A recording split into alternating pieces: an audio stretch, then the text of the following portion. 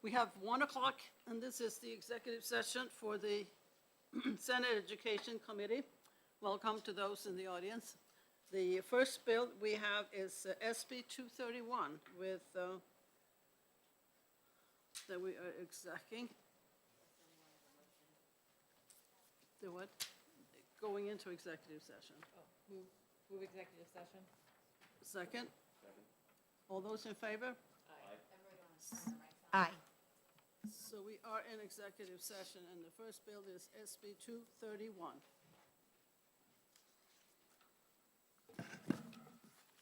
I recognize Senator Hennessy for a motion. Thank you, Madam Chair. I move SB 231 ought to pass. And I'd like to move an amendment as well. I second that motion. All those in favor? No, okay. Wait, what do we vote? We're looking at 231 ought to pass. And Yeah, there'll be an amendment. and, well, we have two amendments. Which Yeah, two amendments are we amendments. moving? Okay. Get all my papers in row here.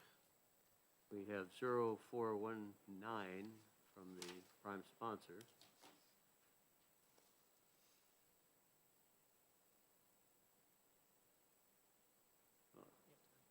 I'd move 0419. Senator Khan, I can't hear you. I would like to introduce Amendment 0419. Well, I'm recognizing Senator Hennessy for an amendment.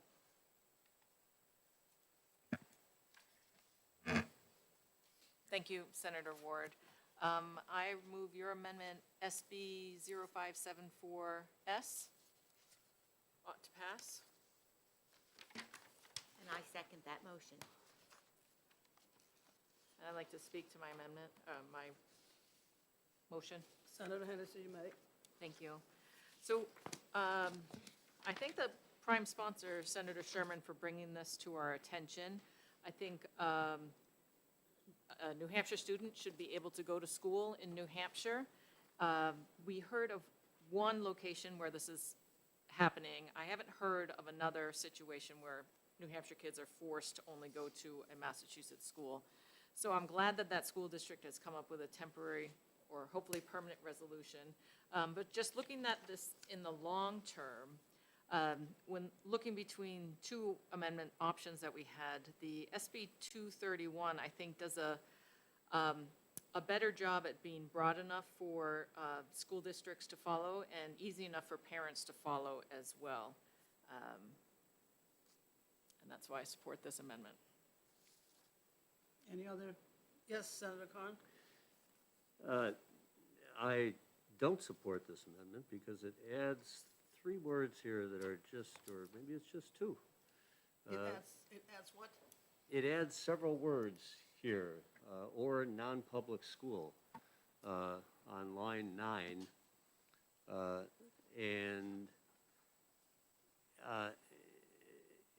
You know, that was never a part of the bill. It wasn't a part of the hearing.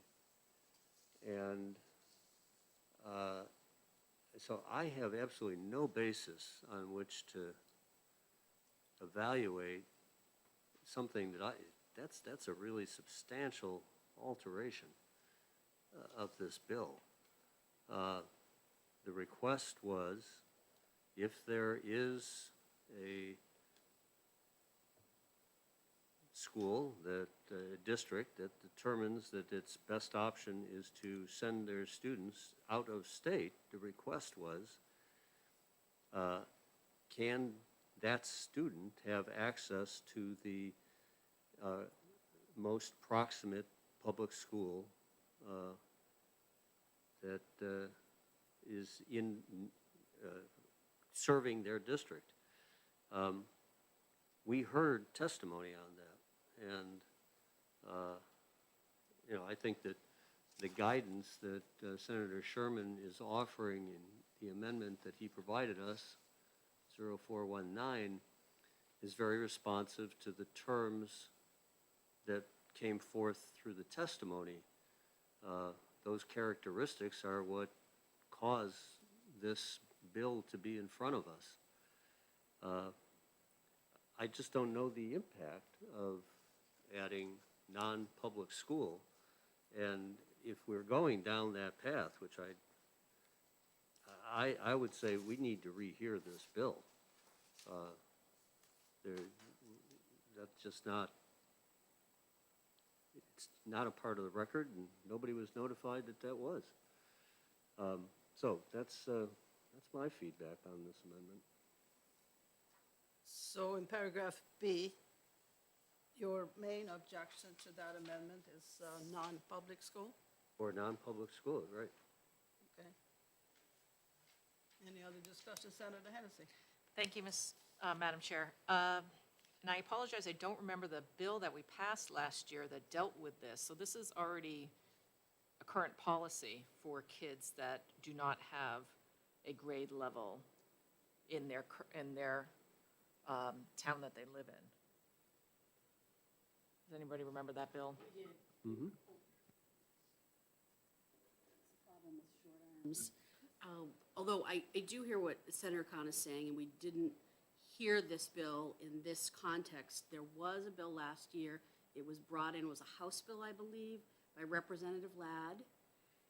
And it was for the border communities who had, they didn't have that grade level, and they sent their children over. So an example would be like Lyme, New Hampshire, Lyme, New Hampshire, but it goes up into your district too, where they might go to St. Johnsbury Academy in St. Johnsbury, which it isn't a public school, but it becomes a public school for that community for the purposes of high school.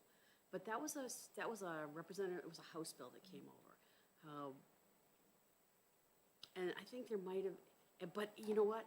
Also, take it a step further, it was enabling for it to be not just public, but non-public schools in, if I remember correctly, in that bill. So it was the sectarian, the addition of that language. So it's different, but it's the same. Part of it's the same, and part of it's different. There was also the. And I wasn't in Croydon- favor of it then, because I didn't want to send public dollars to private schools over the border. That's all. There was also the issue with Croydon School that has grade level up to 4th. And after that, the parents have a choice to where they like them to go. That was in Croydon. In Newport, a lot of people went to Newport Public School, or they went to the Montessori School, whichever one, and some of them sent their kids to Mount Royal.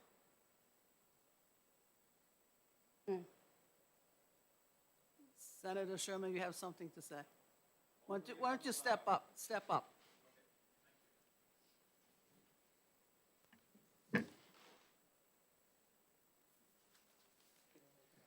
Thank you, Madam Chair and members of the committee.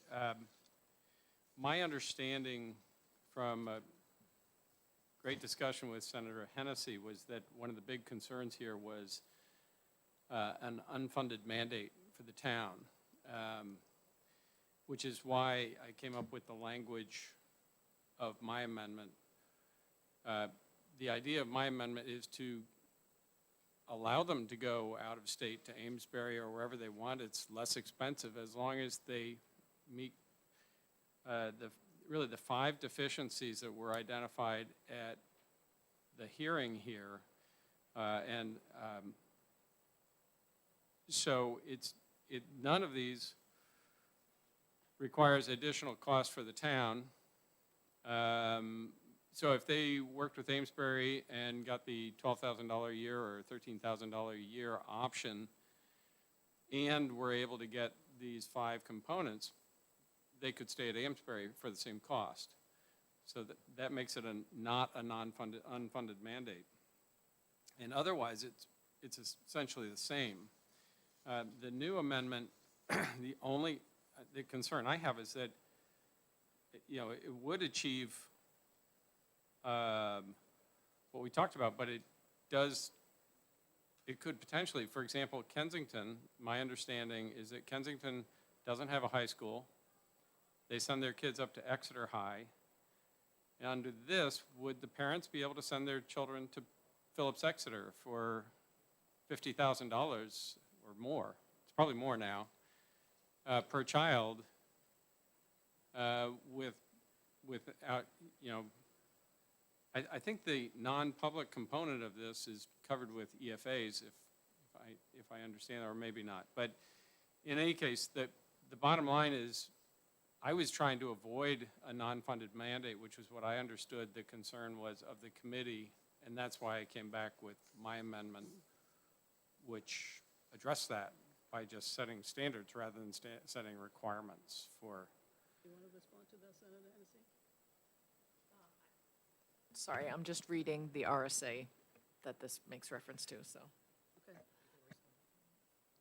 So it seems to me if they have a choice of sending their child to another school without a change in tuition, that the parents do not have to add anything of their own money to the tuition, that should be okay. And we talked about Winnicott asking parents to put in extra money because the tuition was Right. higher than it was in the school that you talked about. So Right, if so- that is taken out, it seems to me that that should be okay. Correct. So if, so the agreement they have right now with Winnicott is that it's the same price, so there's no additional cost to the town. But as Senator Hennessy mentioned to me in our discussions, that means the other towns who are paying the higher price are essentially subsidizing the students from Southampton. So my amendment would say, the legislature is setting basically a bar when you just, as a town, you decide to go with the cheapest option. That option, the parents need to have representation on the school board for those kids. There has to be the nutrition program. And that way you're comparing apples to apples. And if the apples to apples, these apples are much less expensive and you're getting the same package, the town says, sure, I'll go with the less expensive option, which in this case would be Amesbury. But the legislature is saying you can't do that no matter what. You do that if that other option meets these criteria, which is what you'd get in Winnicott or most any New Hampshire high school. Anybody else wants to add to the discussion? Senator Khan? Yeah, and the way I read this amendment is that if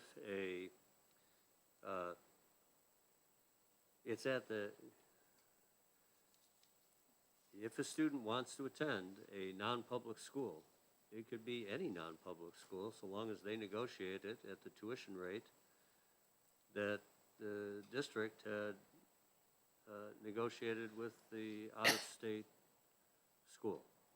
That's the way I read it. Anyone else got a different reading of this?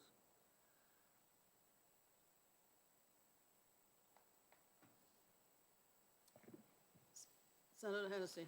So this refers back up to paragraph 1 in RSA 193.3, which says that the parent or guardian of a student may apply to the superintendent of that student's district of residence if the parent or guardian believes it would be in the best interest of the student to change the student's school or assignment. And then it goes through several steps of of the meetings and the decision process that has to undertake. As to the cost, it says in here that, and this is line 11 through 13 of the amendment, provided that the receiving school agrees to enroll the student at the tuition rate of the originally assigned school, and that neither the resident nor receiving school district shall be liable for the student's transportation. So this allows the receiving school, which we didn't have in the original bill, to say, sorry, no, we're not going to take you for that price. Right, you're right. And so that doesn't put a burden of an out-of-district student onto that receiving school. Yeah, And then You're right. and then it doesn't require that the receiving school bus that person in. So there's still many restrictions and processes in place for someone if they believe that the assignment to an out-of-state school district is not appropriate for their kids. And they have to go through the same process that's already outlined in 193.3. So thank you for that clarification. I think that's very helpful for me. I'm sorry? I said, thank you for the clarification. I think if it's okay, if I might. Yeah, go ahead. I did not realize that that was the impact, and I really appreciate Senator Hennessy pointing that out. The only concern I have is if that would mean that the receiving school, either because they don't have room or because they won't do it at the same rate, they have the right to deny the student access, in which case the student would have an option to go to a private school or a non-public school that offered it at the same price. And I'm okay with that. So thank you for the amendment and for the clarification You're and for welcome. the efforts on this. Okay. But if I might, Senator Khan? yeah. Are you okay with the bidding war that starts to go on here? That's what I'm seeing the result of this. This isn't an either or. You presented an either or option. That was the original context of your bill, that if there was a public school offering that for that district, that if that school offered it at the same price, the student would go there. I mean, Right. that sets up a relationship that already exists. This is again, it's setting up a bidding war for the school's So $13,000 per student, where the student or the parent is going to go out and negotiate with anybody that they wish. They're alumni institution. They're an point. institution where their spouse works. It sets up a whole different dynamic than what I heard in your bill. You No, were trying to carve out a very specific instance and give a specific option to a parent and a student for attendance. You weren't trying to carve out a whole different voucher kind of system where somebody takes the tuition, hey, I won the lotto here. My district decided to pair up with an out-of-state institution, and now I can go and leverage that tuition to any private school I wish. I agree with your concern. So I would keep this within the public school system. If it were going to be expanded to private school,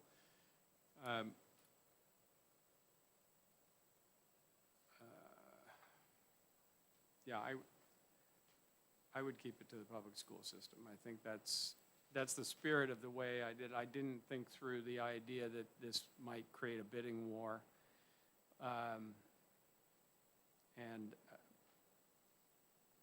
Frankly, I thought the solution was fairly straightforward because this really doesn't apply to every school in the state. And the concern I had was that we really needed to support the kids that were going out of state in my district.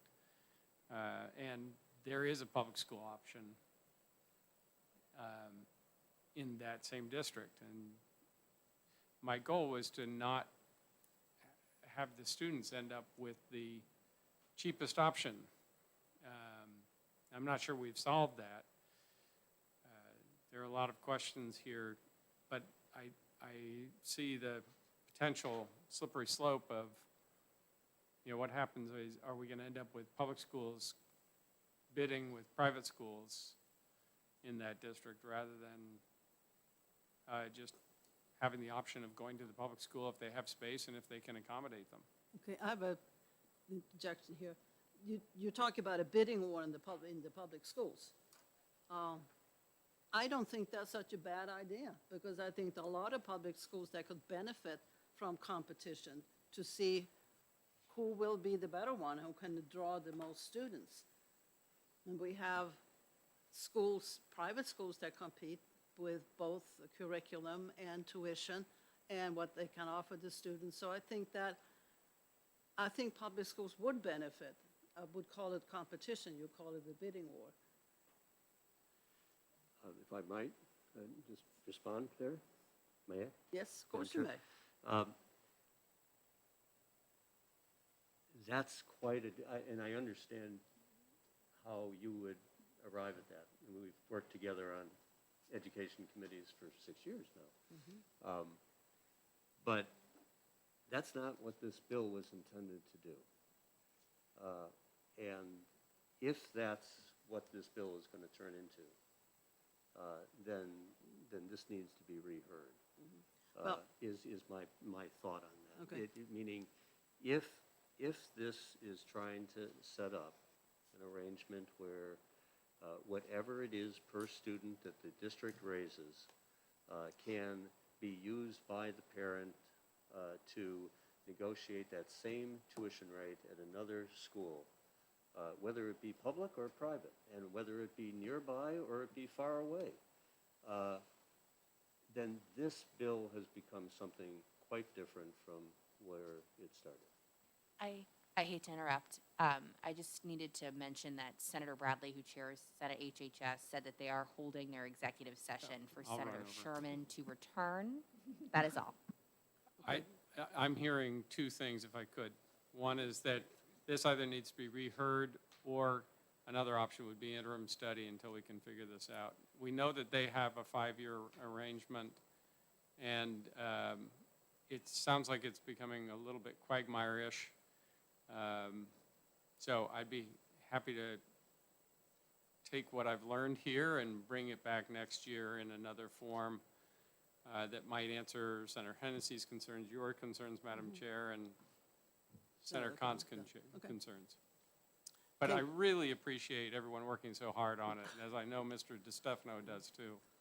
We all want the best for the New Hampshire children, Right. whichever way it comes, so. Thank you you. very much, Senator bet. Sherman.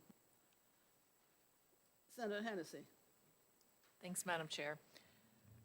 So the more I read 193.3, I think that the students Senator Sherman brought this bill for already have a method to change their school assignment. So I don't even know that we need this bill. And if anybody else, maybe the department, would it be okay if we, You could just,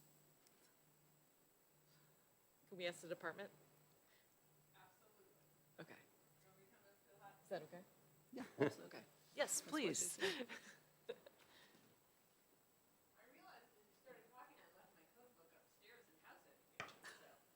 Do we have a code? You want my Yes, computer? I've got one.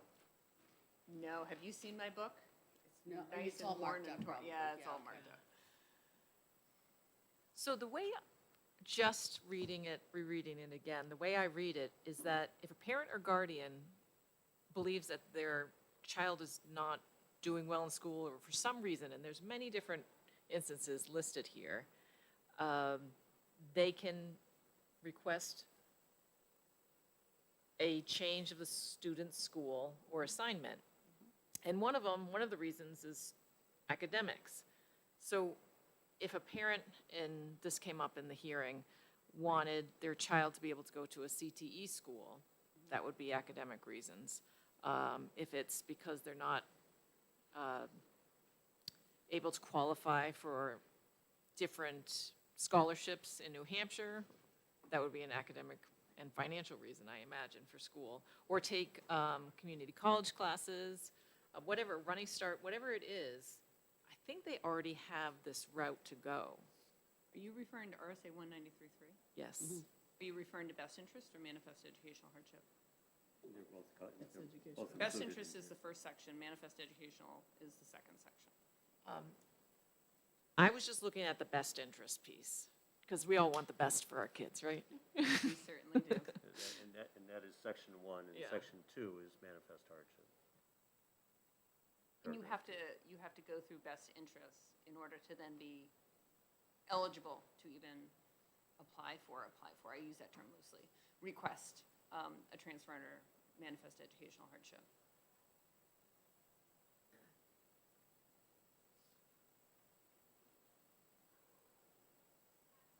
Any other thoughts, questions, comments? Senator Prentice. Senator Hennessy, so what you're saying is that this bill as brought forward would not be necessary, because in 5 years, let's just talk about the same gentleman that came to testify before us, he actually has a tool that he could already use to accomplish what he needs for the next child coming through?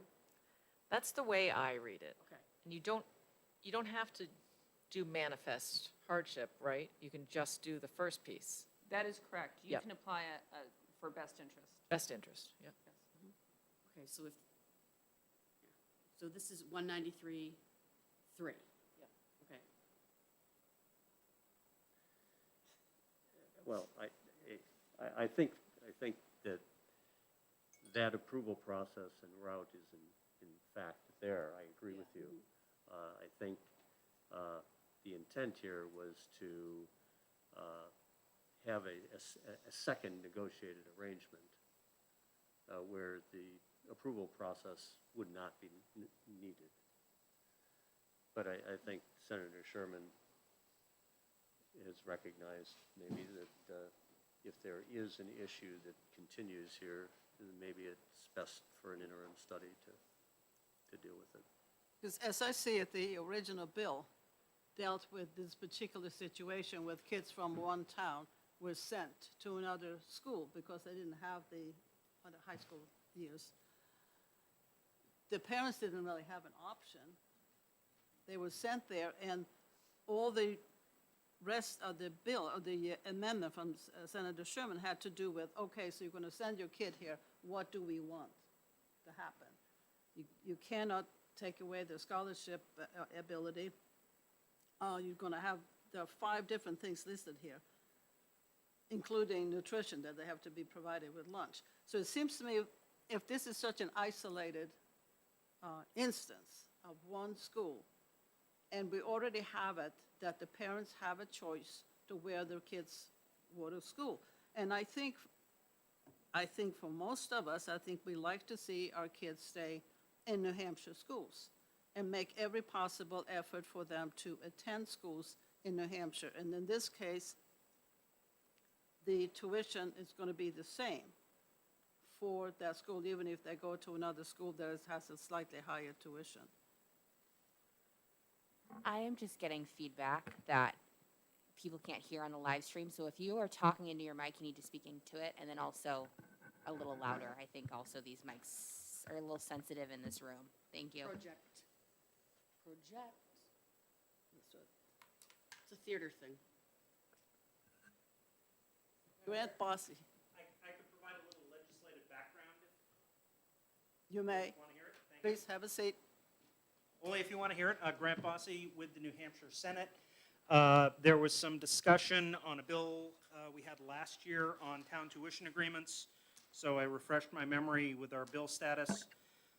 The original Croydon bill was SB 8 in 2017. That established that school districts can make tuition agreements with non-public schools. However, it was limited to non-religious, non-public schools. Following the Supreme Court decisions in the Trinity and Espinoza cases and a pending lawsuit, the legislature considered House Bill 282 last year, 2021. That expanded it to all non-public schools because if a program is open to private institutions, the Supreme Court has said it cannot exclude religious institutions simply because they're religious. So the state policy of tuition agreements with non-public schools goes back to 2017, and it expanded it to all non-public schools last year. I don't know if that informs your decision at all, but there were some questions on the legislative history. Thank you very much. That You're welcome. helps. And you remember all the numbers and when. I did not remember them. I looked them up. Now I gotta know. Senator Is this- Prentice. No, I'm testing my memory. I'm pretty sure it was Representative Ladd's bill. So, okay. I remember. So with that information, I think we need to settle on what we're going to do with this bill. I would move for an interim study if we were at that point, but we have an amendment on the floor, and so I can't do that. I understand. Well, we have an amendment to 0574S, and I had a motion to pass. So I have a second, I think. Did I have a second on the auto Senator pass? Shardy, I believe, seconded it, didn't he? You seconded it. So we have to vote on this amendment, and then we can deal with the rest of it. So what is your pleasure? All those in favor? Aye, for ought to pass on the amendment?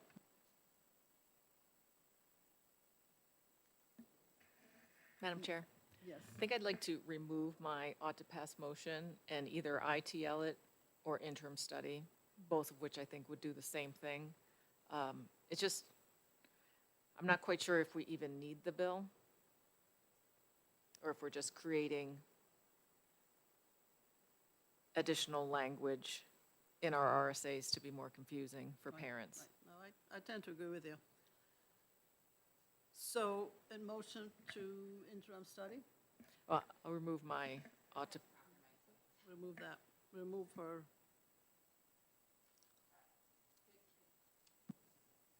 Okay, so we have We a have an motion ought to on the amendment and a second, and then we have a motion on ought to pass in a second. So I would need both members who motioned, so that's Hennessy and Rishardi on both motions, to rescind their motions, and then we can start fresh.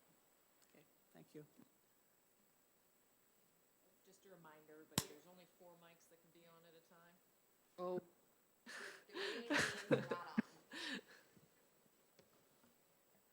So, Madam Chair, I remove my motion, or, Thank you, Senator Hennessy. Senator Shardy, I rescind my second. thank you. Madam Chair, I'll remove my ought to pass motion as well. Did you get that? And I rescind my second.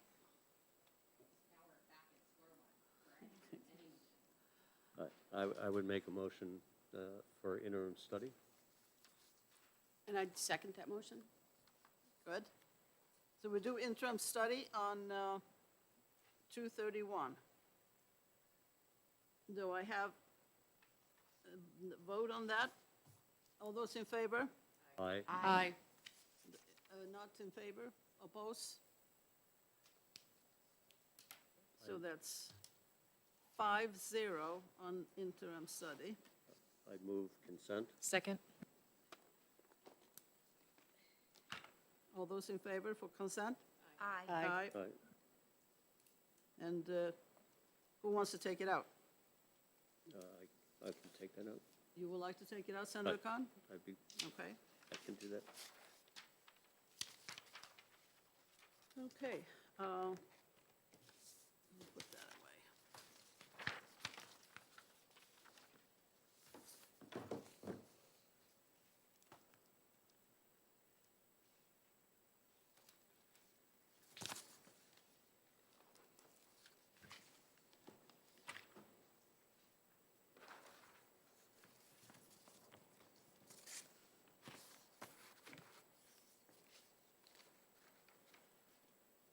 The next one is 235.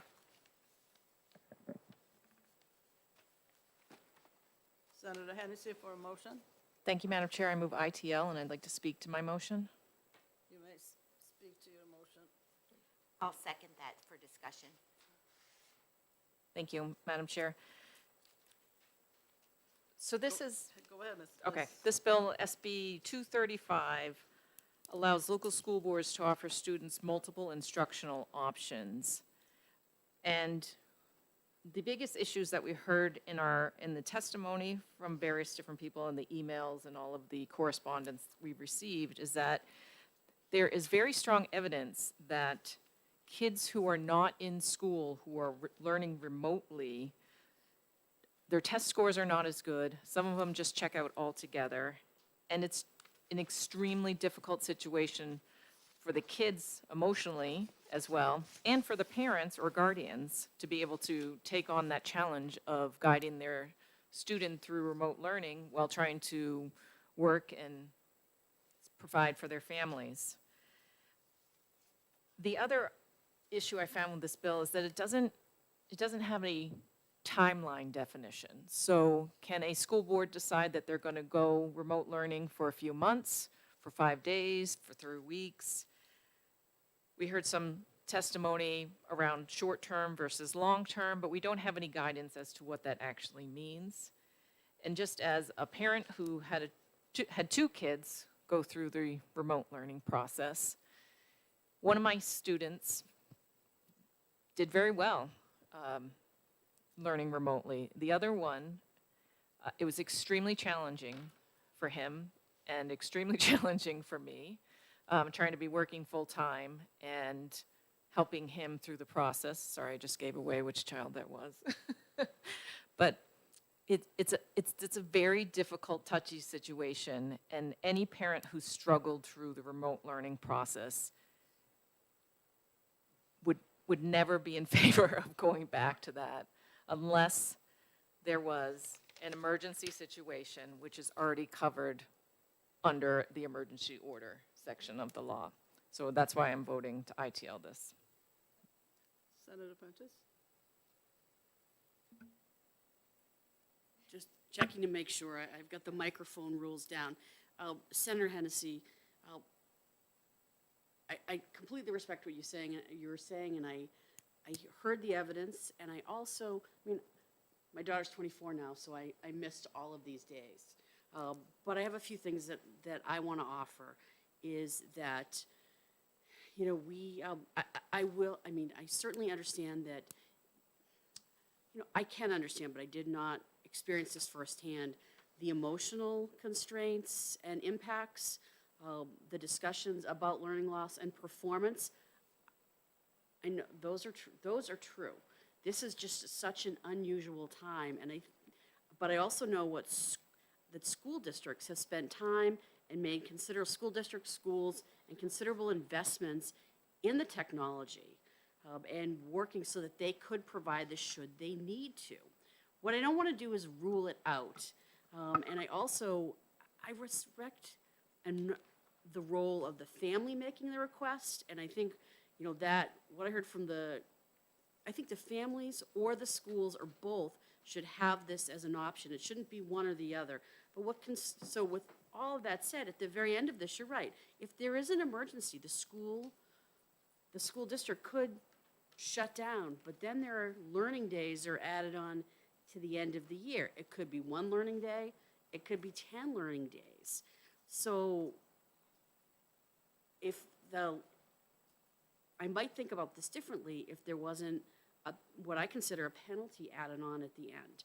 And again, with all due respect to everything that's been brought before us and a senator's firsthand experience with this, I just think it's an option. It's not a mandate, and that we're better at it. There's a way that we can do it. But I don't think that my hope is that this is never a long-term situation again. And I will leave it at that. Senator Khan, did you want to speak? Sure, I would. Thank you, Madam Chair. So we had an instance this last year in my district. Happens to be in Senator Ricciardi's district as well. There was high positivity in this district. They made a determination in December because they saw the rate going up, hospitalizations going up, and they delayed the opening for 1 week at the restart in January. That's it, 1 week. Not a single complaint to the school board. And they saved the health of their students and their teachers. They used the remote learning option, and things were smooth. I think what happened when we flipped the switch on remote learning is it didn't go well, and nobody was used to it. This is a skill set. Personally, if I was leading a school district, I would put one of these in once a semester. I'd put it into the calendar, and I'd make sure that we were practicing so that if the event came, we were ready. And every teacher had a familiarity, and every student and every parent had some accountability, and could use this mode of instruction. That would be me. To take this away and say this can't be used as a day of instruction, I think is very wrong. And that's all that this bill is trying to do, is say, hey, school district, you've got a local option. That's what we've said. Nobody, I mean, after the last emergency order, the next emergency order is going to be very difficult to do in this state. Will there be instances where high disease transmission and positivity is taking place locally, where a governor, a school district, a town might want to make a decision that it's in the best interest of their kids, their schools, to use a remote learning option? Why would we penalize that district and say, you made a bad choice? You don't have that choice, district. You can't make that choice. Why would we do that? I hear you. But that's what, if we don't pass this, then we have that. Well, in your bill, you say the local school board shall have the sole authority to offer students multiple instructional options, which means you close the school for whatever time you feel like, if you think that's the right thing to do. The school board, together with the principal and the SAU, if you have a broken pipe, if you have a ceiling that's fallen down, if the mechanisms don't work, they have that authority. But I don't think that I want to give the school board the authority to say, oh, we have decided it's best for our children not to come to school. We don't know how they decide that. It could be inconvenient to have the kids in school for that week. I don't think, I object to have the school board making that decision. If there is an emergency, we have a, I don't know, big state emergency, that will have to come from higher up. I don't think the school board should have that authority to close the school, to let the kids be home. And it's certainly, if they do that, they should not be able to count the days of instruction. May I, Madam Chair? Excuse me, Senator, but if I might. Yes. And then Senator Hennessy. I'm interested in what you are adding, both you and Senator Hennessy are adding, relative to the number of days. That if this ought to have a cap on it, so that a school, like through the school board and their local decision-making authority, needs to then, if they go to a remote learning option, needs to reconfirm it on an every so many day basis, like every 5 days, every 7 days basis. I think that can be an improvement to what was introduced. And I'd be glad to work on an amendment like that for the committee. Senator Hennessy? Thank you, Madam Chair. First, I want to, based on what Senator Prentice mentioned, I want to make it very clear that my experience with my children only, and not the educational instruction that they were receiving. When we first, in March of 2020, when we first went remote, things were chaos, and I think everyone can agree to that because we hadn't done it before. But when the teachers figured out how to do it and the new platforms of how to get the stuff out there, the material was there. It's just that my child doesn't learn that way. He needs to be around people. And so it's nothing against the teachers in my kid's school why I'm making this decision. And with Senator Ward, the language in this bill says the local school board shall have the sole authority. And that's just not right. It doesn't offer parents the option to opt out of going. It's the local school board that makes every decision here. And based on the testimony received, based on the emails received, this doesn't work for New Hampshire children and their families. And I'm not adding any days to school. There's nothing, by taking this out and not approving it, I'm not saying our kids should be going to school through summertime.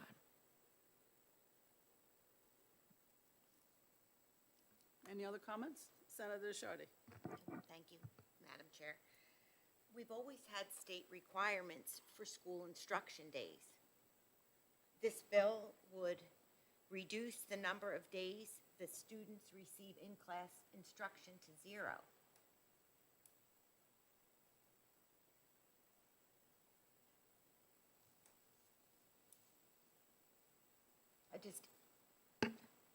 I support the ITL motion for these reasons.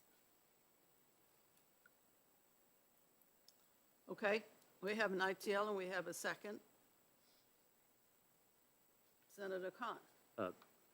Thank you, Madam Chair. I just reiterate again, if this needs a boundary, and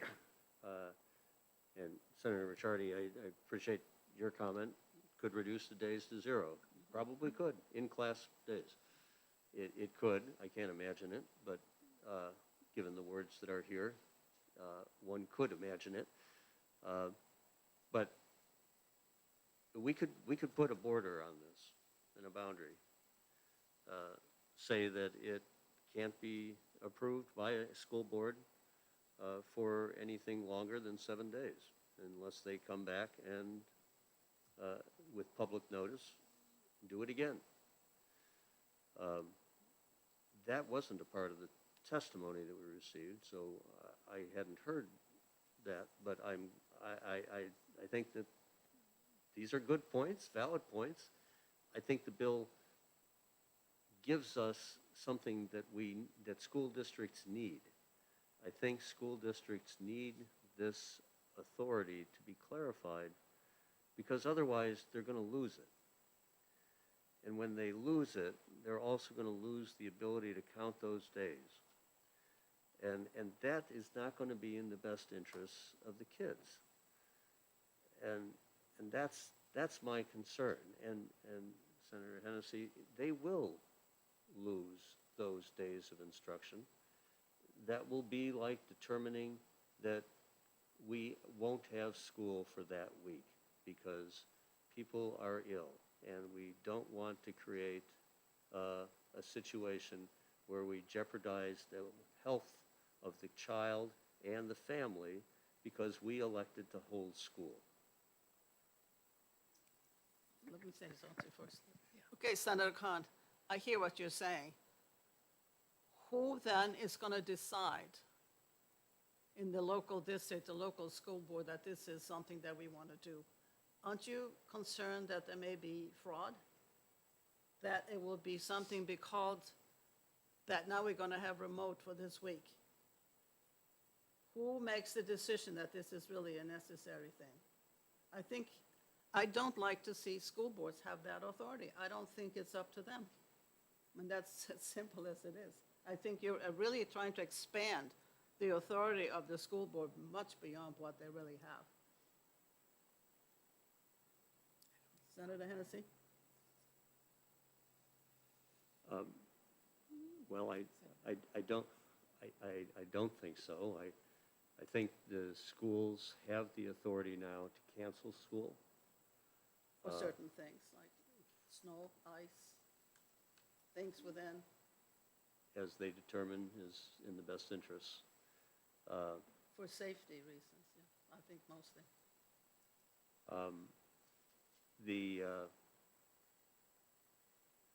But they could continue to hold school on those days. One of the great things about going to remote instruction that we learned is there never needs to be another snow day. That we can have a continuation of learning that we had that week. I see where you're going, Senator Khan. Every time we have something, then we say, oh, we're going to have remote today. And little by little by little, pretty soon we'll have remote hearing most of the time. and the kids need to be in classroom to have the face-to-face instruction. And some kids don't do well with remote.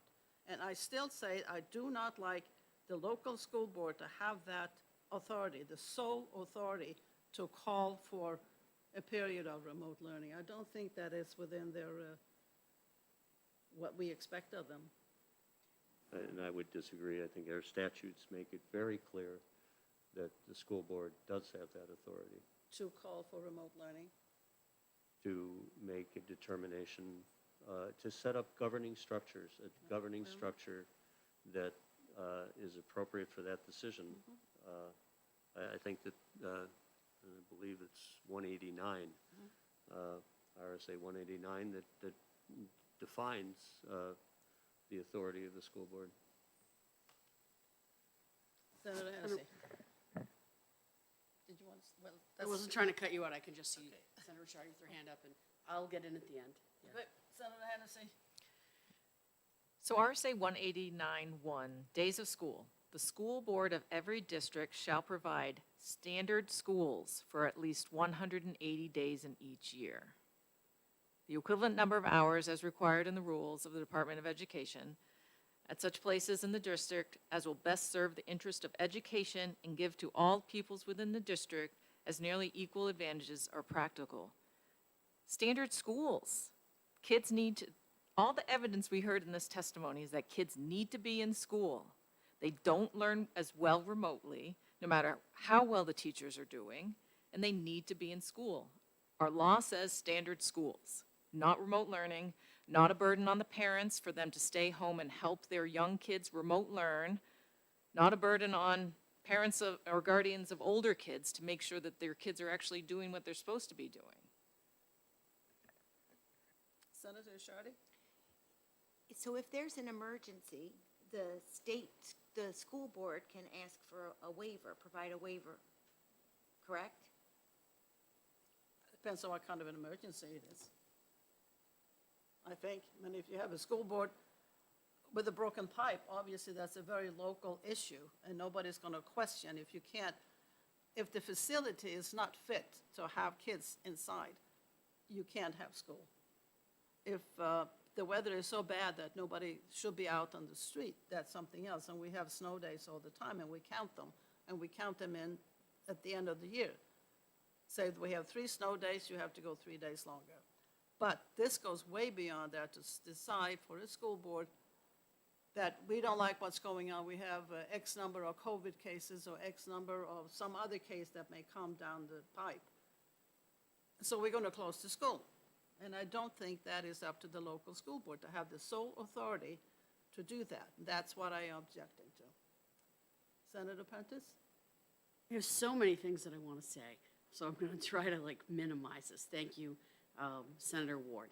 And Senator Richardi is right. There is a way to, and it's typically handled locally, but there are schools that in the past have had a gastrointestinal virus run through, and they have had to shut the school down, do high-level cleaning or intense cleaning, and then the children go back to school. And they have received, and this has even happened with some extreme weather, waivers for the amounts of day, waiving those added days at the end of the year. So I don't know the exact mechanics of it, but it does exist. I am, I'm concerned with locking off a tool or an option for a school board as well as for families. I'm not ruling out families as part of this discussion. But I think that by saying absolutely not, we're never going to give this authority, even though we now know it can work, it's not preferable. The evidence is there, but there are just to turn our heads and say, well, it's not, and just to turn our backs to an option where I think this is been a very progressive group at looking at what's best for children and their families and the communities that they live in who elect these officials should be working with, and I'm actually meeting with Lebanon School Board tonight, working with and on behalf of their students. Why would we do that? What's the compromise in this? Because I'm just concerned with, I hear everything you're saying. I just want to, why can't we get to some type of middle ground that serves the families and the school boards, but doesn't penalize people towards the end of the year and relieve this as a tool. I don't want this to be the normal way that children are expected to go to school. I don't, that, no, but I don't want this to be ruled out as an option. And it does, to me, feel like a penalty when you say, you know, what I heard the chair of the Board of Education say, more so than any of my colleagues here, was, well, if that's what you do, this is what it will be. There will be days on the end of the year when other situations haven't been handled the same way. I mean, there's so much I could say about this. I'm like, I'm always trying to search for a practical middle ground if we can get there. That's all. Okay. I'm done for now. Thank you. Senator Khan. Thank you, Madam Chair. So I do want to point out 189, 1A. I believe it's the same section that we're attaching this amendment to for this bill. It attempts to amend. Yep, it is. And in paragraph 2, it says, elected school boards shall be responsible for establishing the structure, accountability, advocacy, and delivery of instruction in each school operated and governed in its district, et cetera. It goes on. Implementing diverse educational approaches. I'm sure they envisioned that most of those educational approaches, all of those, would be in school. Now, we have technology that allows for the continuity of instruction, whether it's in school or out of school. We do allow this in every other industry. Where would we be in behavioral health if we had not used telehealth? Where would we be in the delivery of medicine and other health care had we not been able to use telehealth during a pandemic? I don't envision this to be necessary, and I pray that this isn't a necessity. But I also don't want to foreclose what is entrusted to local school boards to make determinations as to what's in the best interest of the kids in the school. I also think that there's a level of transparency and accountability in the local school that doesn't exist in any other decision-making body. And I trust a school board to make a decision. And again, I come back, I'm pleased to hear the discussion turn to and how many days should be appropriate for that school board to make a decision before it has to go back to the public and it's everybody else and make a new recommendation based on the best interests of the students at that school. And then let's adjust this in that instance to put some guardrails on this. But I think this is consistent with existing statute, and it's an important statement to make, given where we are, starting to come out of the pandemic, still not quite there, but let's clarify what we mean for local school boards to be able to make some determinations on their own and put the guardrails in place. Senator Hennessy.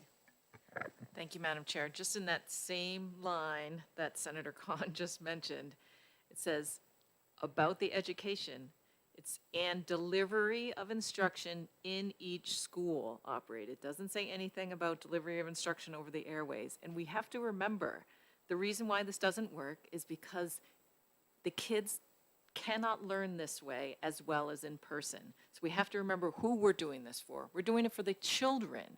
Why would we not require everyone to do VLAX? Because it doesn't work for every student. And it doesn't work for every parent. If a kid is going to be at home learning, someone has to be helping them do that. And it's not, we've heard testimony over the years since, we can say this has been years now. Parents have to work. How many income families do you guys know? There's not many out there anymore. It's 2 income earning families. And if somebody has to go to work, where's that child going to be? Maybe they can find a grandparent or a neighbor or somebody's house to drop that kid off at. But who is going to be helping them through this instruction? And remember, the instruction is not the same as in person. The kids do not learn that way. So there's just so many reasons why we need to be in-person learning. It's about the kids. Thank you, Senator Hennessy. Have we discussed this sufficiently? I have a motion on the floor, and it's been seconded, so ITL 235. All those in favor? Aye. Opposed? Okay, so that's, we'll finish with this one. It's 3-2. Who wants to take it out? Senator Hennessy will take it out. Thank you very much. I'm gonna do this.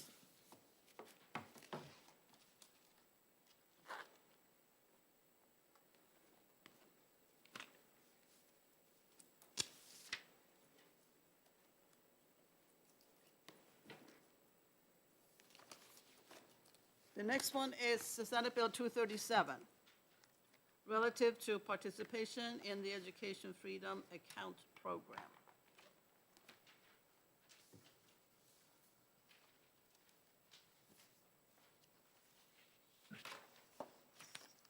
Senator Hennessy for a motion. Thank you, Madam Chair. I move ITL, and I'd like to speak to my motion. Do I have a second for the motion? Second? Yes, you may speak to your, Thank you, Madam Chair. This committee set up a bipartisan legislative oversight committee for education freedom accounts, and that committee has been formed and is meeting. And I think because that committee is charged with recommending any changes to education freedom account statutes, we should wait until that time to make any changes. Kids have just started using these. We heard testimony from several children about how important this program is for their education. And I think it's premature to change anything. And so I'm be voting ITL. any other, Senator Prentice? Thank you very much, Madam Chair. And so, you know, I'm on the Education Freedom Accounts Oversight Committee with Senator Hennessy, and yes, we have started meeting. You know, my understanding of this bill that was brought forward by Senator Sherman is about eligibility and transparency and eligibility for the program, correct? The bill, he wants, yes, you What? can, Okay, you could disagree, but what I heard was, this isn't about whether we should have education freedom accounts or not. That decision's been, you know, right now is in place, okay? It's about holding this to the same standard that we hold other public programs to. Medicaid, SNAP, like there's an eligibility, is there an eligibility check along the way? And what I heard to that in the testimony, this is not demeaning any of the testimony about why children and families want to be in these programs. I'm just talking about eligibility, was that, you know, there wasn't, that we would be throwing children out if we checked their eligibility and they crept over a line. I don't think that's the purpose of this, but when we're looking at all of these, when we look at these, and I came up with 2 examples of programs, and I'm sure I could come up with others, where there is public money involved, what's the reluctance to have it holding the same standard? And maybe it's going to be up to the Education Freedom Accounts Oversight Committee to put something like that in place. Then I could live with it. But that's just what I'm looking for, is that same level of accountability and checking eligibility along the way. That's it. That's why I support it. And if it's going to be done through the commission that Senator Hennessy and I chairs and that I sit on, then I can sit back on this. But that's what I'd really, you know, that's what I'm for. so the way I read this bill is that each family, parent who has a child in this program, every year is going to have to provide all kinds of information, including a financial statement, to be sure that they are still eligible. And I think that the the scholarship organization already does that. They have each family who has a child, they have to provide that information to the scholarship organization to be sure that they are not, not needing it anymore. So they're also checking for all of those things. I see this thing as being sort of onerous, that they have to provide both to the scholarship organization and to somebody else here. A lot of information, paperwork, for what purpose, when that's already being done? May I? Yes? I'm fine if we build a mechanism so it's not duplicative.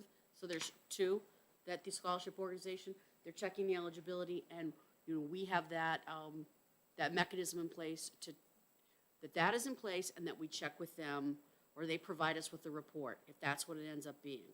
I'm not looking, all of these other programs where you're receiving funding, you have to bring forward documentation to show eligibility. This is no different. If it's being done at the scholarship organization level, as long as it's being done and we have access to that and there is reporting on that, fine. Well, I said fine in a really definitive way. I'm like, fine. So, thank you, Senator Ward. Senator Khan? Well, I guess so I'm going to disagree with the line of discussion here in a couple of ways. One, this is a 13-year entitlement, not a 1-year, a 13-year entitlement. Do the math, $6,000 a year for 13 years, times however many number of kids you've got. That's an incredible entitlement, and that was Senator Sherman's point. Shouldn't we treat this entitlement the way that we treat all other entitlements? That people need to qualify for this on a yearly basis? So there's that. The second thing that we heard came from Kate Baker, and it was, well, we do collect this information because we've got to verify if they're on free and reduced lunch programs. Oh, we collect the information, so there's no additional administrative burden, not on the family, not on the scholarship organization. So the same scholarship organization that's got to approve the EFA to begin with has to approve free and reduced lunch on an annual basis. So why don't we then ask that scholarship organization to then make that determination, is that family still qualified for the Education Freedom Account voucher? That's what this bill is doing. Now, if this is going to be dealt with by by the Oversight Committee, I guess I'm seeing that as a convenience to obscure our decision here. I think the decision here is quite distinct. We are treating this entitlement program different from any other entitlement program that this state participates. And I think this bill is raising an important question. It's on behalf of New Hampshire taxpayers that this is an important question for us to determine what is the best course here. We have left something important out of this bill, out of this act creating an education freedom accounts. We have left out accountability in several different ways, and this is one of them. And I think that this is an important bill for us to determine. Can we assure our taxpayers that their dollars are going to what they designated they should be going towards? School vouchers for lower income families to support their children to have the same opportunities that families that can afford private school can make. And I think if that's the direction that that we're going to put into statutes, we have done that, then we owe it to the taxpayers in this state to make sure that those dollars are continuing to go for that purpose. And if it's a different purpose, then let's articulate that different purpose, because I don't think we're being upfront with taxpayers in the state by allowing a 13-year entitlement to go in place through a one-time application. Senator Khan, you mentioned taxpayers. Exactly what do the taxpayers pay into this fund that supports the program? Well, there are business enterprise taxes, there are, look, this is drawing on the same funds that are established in the Education Trust Fund. If it's drawing on general revenue, and it may in fact draw on general revenue this year, in which case it's every tax source. Half of our tax sources in this state were created or have a segment of their revenues that are going into the Education Trust Fund. So I would say that probably most people in this state who pay a tax have some kind of interest in the funding towards school vouchers. And as it's set up this year, with the low funding that was anticipated for need to fund this program, it's going to come from someplace. It may in fact come from general revenue. But when we've got $16 million, when we budgeted $3 million, you know, it's coming from someplace that was unanticipated, and the governor and somehow that someone administering the coffers is going to need to determine where. This is coming at a cost to New Hampshire taxpayers, and we owe it to our taxpayers to make a determination more frequently than once in a 13-year school year career. Senator Shardy? Thank you, Madam Chair. So, this is not a welfare entitlement program. These are our kids that deserve an education that just happen to thrive differently. There is a long list of accountability through this program, including looking at each year, if you looked at the notes from the scholarship program.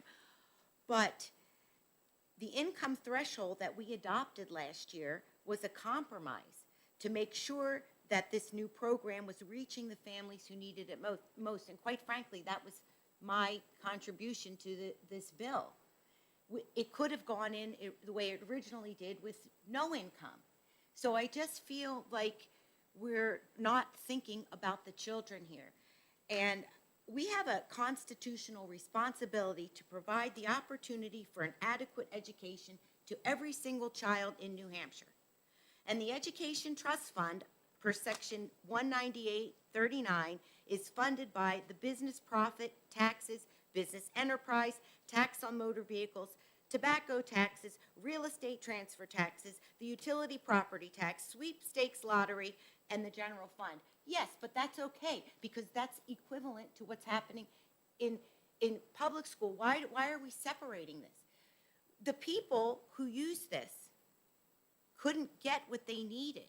You heard the testimony. You heard it with tear-filled eyes. They were not getting what they needed at the schools. This is providing an opportunity for them to get what they need.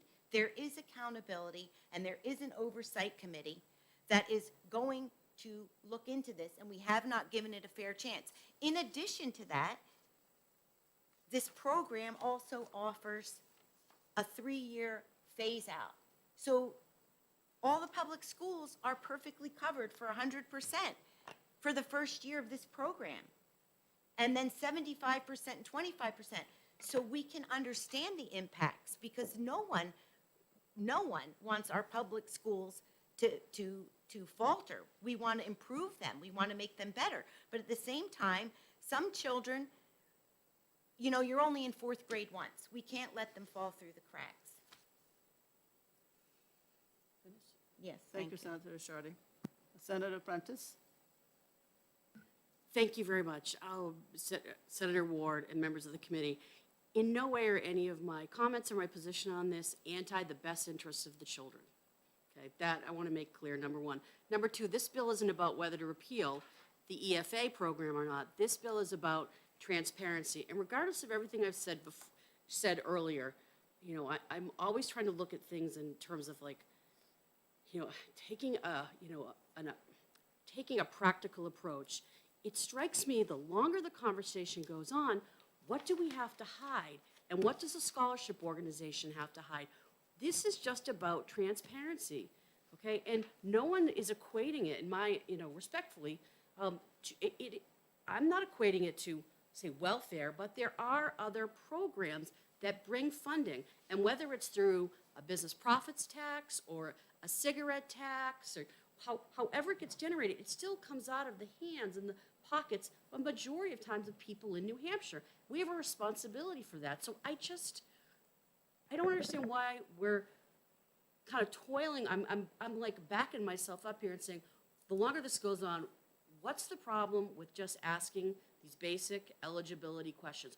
What is trying to be covered here, or not we try to hide, but the scholarship organization, even with the commission in place, I don't understand why this has gotten so off track and we're getting into a conversation about whether we should have EFAs or not. And Senator Shardy, you're right about the constitutional amendment and adequate education. But I would argue, coming from a part of the state that's really struggled with this, that we're 31 years out of Claremont, and this is really about EFAs, this comment, not about this. And I don't think everybody has access, you know, that there's fair and equal funding across the state. That should be saved for the next bill that we talk about. But for this, what's wrong with transparency? What's wrong with asking the scholarship organization, especially, and thank you for Senator Khan for reminding that, when they already gather this information, to just tell us what it is. That's all. Thank you, Senator Prentice. Senator Hennessy. Thank you, Madam Chair. So, to many of the points that have been brought up here, this legislation could have been enacted when we originally did this bill. But the reason why I and Senator Ricciardi brought many of the amendments to the original EFA that didn't have an income limit is because we wanted to see how it worked out for the kids that need it the most. We don't know at this time, because the kids have just started, what the income level for their parents or guardians are going to be next year. Is it going to be 302%? Is it going to be 900%? Is it going to be 200%? We don't know what that looks like. So we don't want to scare our kids who are doing really, really well from what we've heard from them in the testimony, that they're not going to be able to go to their new school or their new program or whatever it may be, that this $5,000 has enabled them to be able to do. And if we enact this law now, those kids that make 302% or their families that make 350% are going to be kicked out of the program. And that's why we set up the oversight committee. It's because we don't know what's going to happen. So why would we say you're going to be kicked out at 300% if we don't know what the income levels are going to be next year? And yes, the scholarship organization does get that information. So let's let the oversight committee work and figure out what the income levels are, figure out how many kids are enrolled, figure out what towns they're coming from, figure out is there an expense to the towns. We know that SWEPT, statewide education property tax, is not going into this, other than however the sponsor of this bill said it was. That's not true. All of our statewide education property taxes stay in our communities. So let's let the time go and figure it out. Our schools this year are being reimbursed at 100% for those kids that left. And it's rolling. If a kid leaves next year, they'll have 100% for that first year that they leave. And then it's 50% and 25% or whatever the percentages may be. So we have time to analyze how this is affecting our communities, how it's affecting the Education Trust Fund, how it's affecting the kids. Are our kids thriving because we've done this as a state for them? And are the parents making too much money? Should we put income thresholds? Is there anyone trying to cheat the system? Because it's so early, we don't have that information now. So why would we want to cut off a program for a kid that whose parents or guardians make 300% of the federal poverty level if they make 1% more? It doesn't make sense. Anybody else wants to have a comment? I don't see anyone more here. So we have a ITL motion with a second, and we have to vote on the bill. This is Senate Bill 237, which has a fiscal impact on it. So, all those in favor of ITL? Aye. Aye. Opposed? Raise Two, your hand. so No. it's 3-2.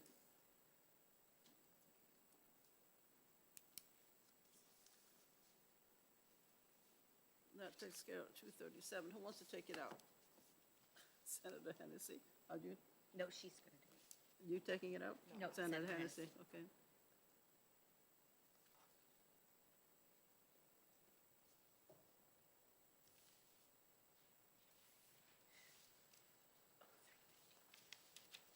Next one is SB 238.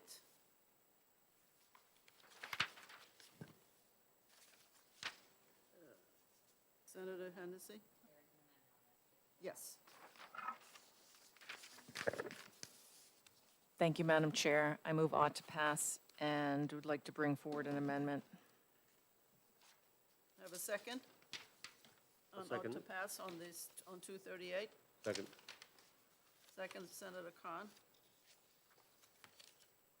Okay, let me see. Get the original bill here.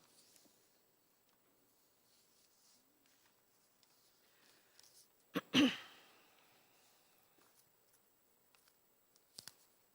can't find the original bill here. Anyhow, it has to do with the responsibilities of going ahead with a program for children with IEP. And I have, let's see, the 5.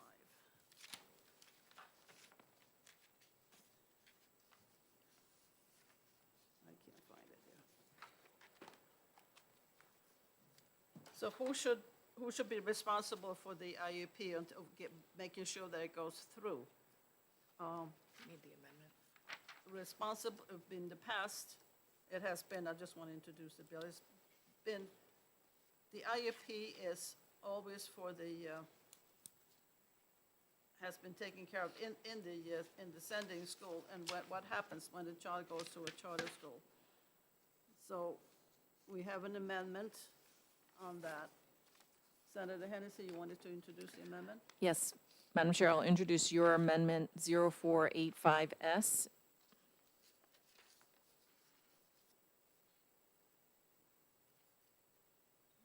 You may speak to the amendment. You need a second. I'll second that. Okay, thank you, Madam Chair. So we heard in the testimony at the hearing, there was concern about who should reach out to who on these memorandums of understanding. And I think your amendment clarifies that the resident school districts shall enter into an MOU with every charter school attended by a student. So it doesn't put the burden on a charter school, it kind of evens it out and says who should be reaching out to who. Any discussion? Senator Khan?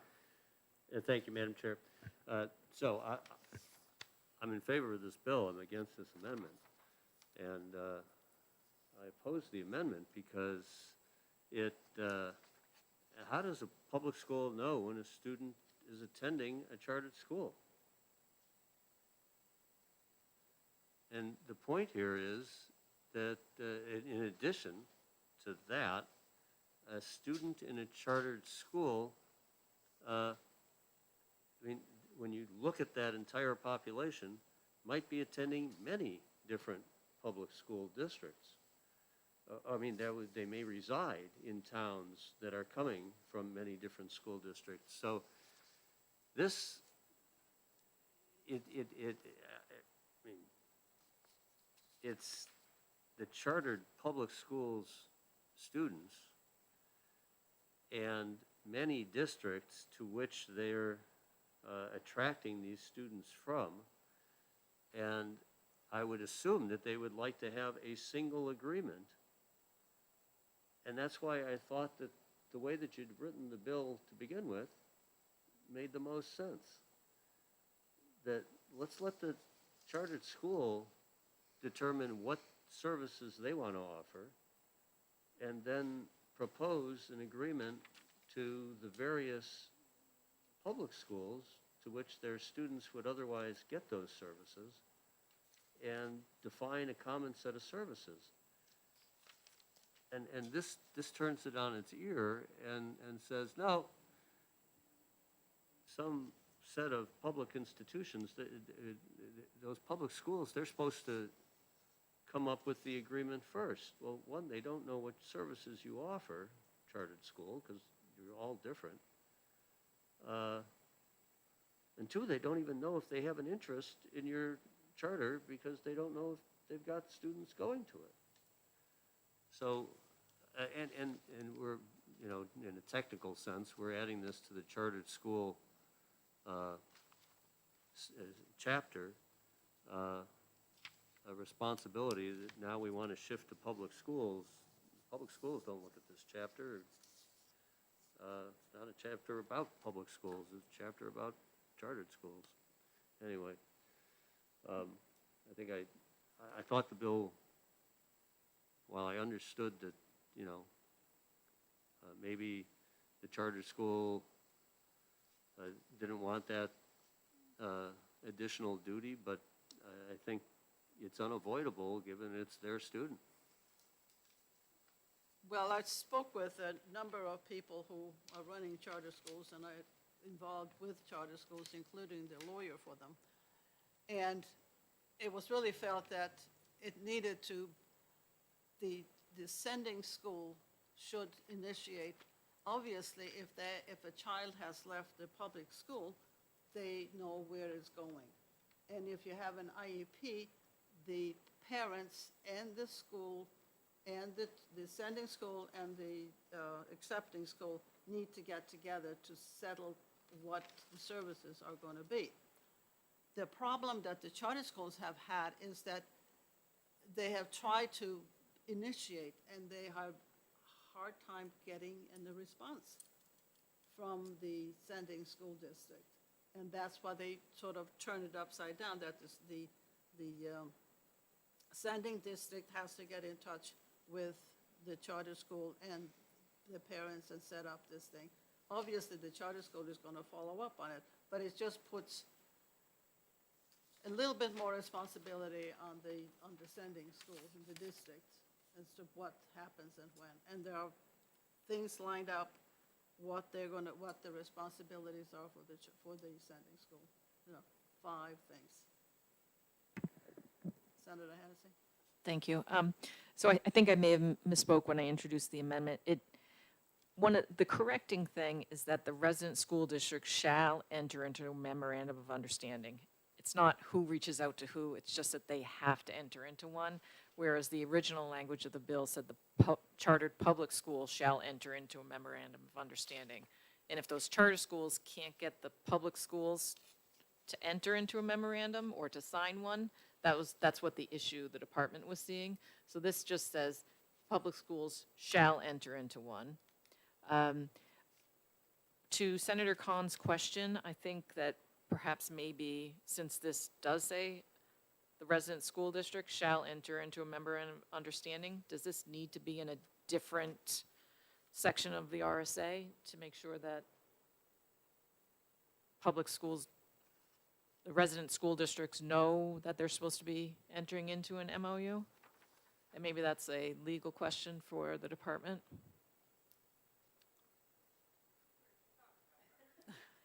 We talk about responsibilities of the sending school with the charter school and then with a child with IEP.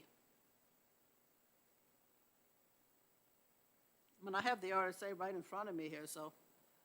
Oh, I have the special ed. Okay.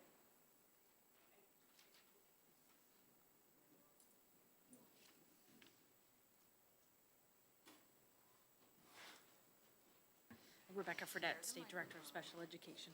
Oh, yes, I'll share it with you. So I would have to, if you wanted it in special education, I'd have to look and see where it would go. There's nothing in special education that relates to charter schools currently. So everything is in the RSA regarding charter schools. There's nothing in our standards for special education related to charter schools. Did I explain myself? Well, I have 194B. That I could be wrong. I've only been doing this 2 years. And what is this one here? RSA that talks about the resident district may send staff to the chartered public school for the IEP service. Can you repeat the RSA, please, Senator? What is So it? those are the charter school, that's the charter school RSA 94-B colon Roman numeral 2, 3A and B. You could put it there. When we had talked with I had talked with charter school reps after our last hearing, and then with directors from schools, the suggestion was maybe it was an equal responsibility, that it was both the charter school and the resident district to come to an agreement, rather than placing the burden on one or the other. Because in the converse of what you had said, there are districts that reach out to charter schools to try to get them to agree to something, and that doesn't always happen either. So and both of them agreed that that would be, for them, that might be more acceptable because they understood each other's side, that potentially you're giving that responsibility to both of them. Well, as far as I'm concerned, both of them have to Oh, yeah. understand what's going on, and they have to get together with the parent and whoever else to decide what services are going to be given and who is going to do them. Okay, and I see, man, there are 5 things listed here in 194-B colon 2.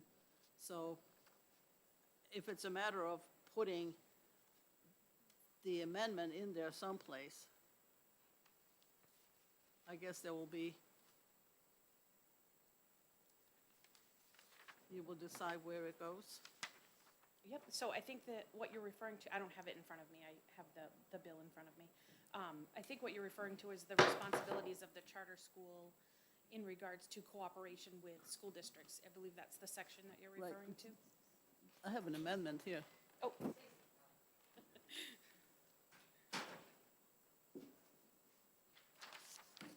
yeah, but I believe the senator was referring to a different part of the legislation. You said 194-3, 194B3? 194-B, there's one where the 5 things that the resident districts provide the services, Yep. and the contract, and all those kinds of things. So if you went with the amendment, you could move it onto that section. That is the section Okay. for the responsibility, yep.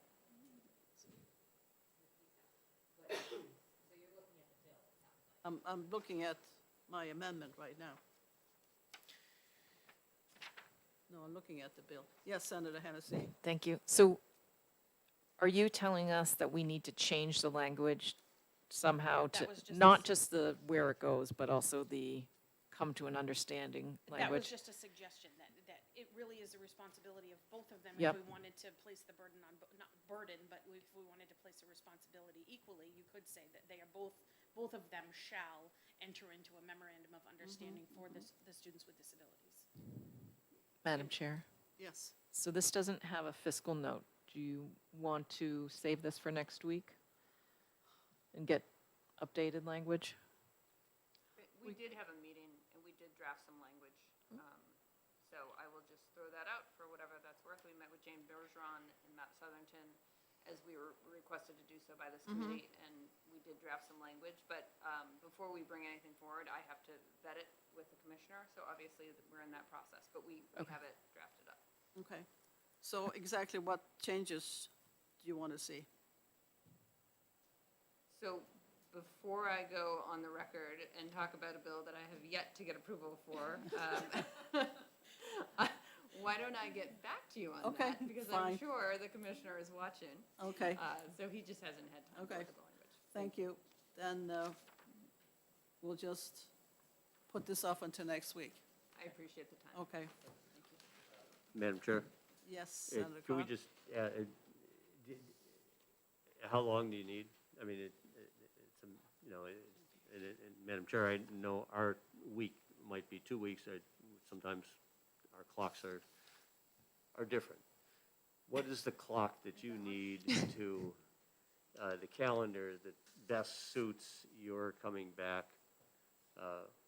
with the proposed amendment? Because we really do have like 4 weeks here to, So Clear we this actually bill. made pretty good progress. We met with our stakeholders late last week. Yeah, it was Um, Thursday or Friday. So we met with our stakeholders late last week, and then Becky drafted up some language. I reviewed it today. We went back and forth. It's in very good shape, I can tell you. So all I need to do is just speak with Commissioner Edelblut about it. And then it should be ready to go. But certainly, we don't take those things lightly as we draft legislation. So internally, we have done a lot of the groundwork, and as we always do, worked with our stakeholders. And so I feel confident saying that we can have a pretty quick turnaround for you. We just have one more step to complete, hopefully. So what are you thinking about next Tuesday? Sure, I can probably have it for the committee by the end of this week. Okay, I great. can send it to the commissioner right now and Okay. put it on his. So what is the next Tuesday? 15th? No, day after Valentine's. Day after Valentine's Day. Okay, so we put that off until next week. Madam Chair, I would like Yes. to remove my motion on the amendment.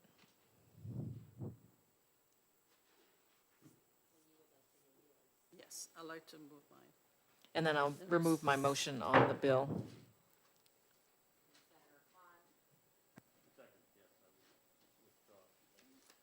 So we all set with that? To 2:15? Okay. Oh, what do we have now? 2:51?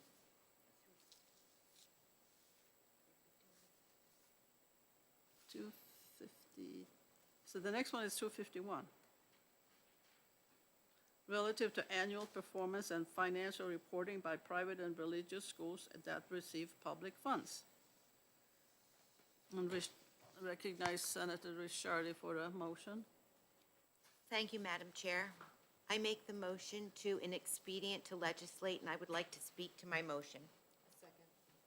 Second, the ITL.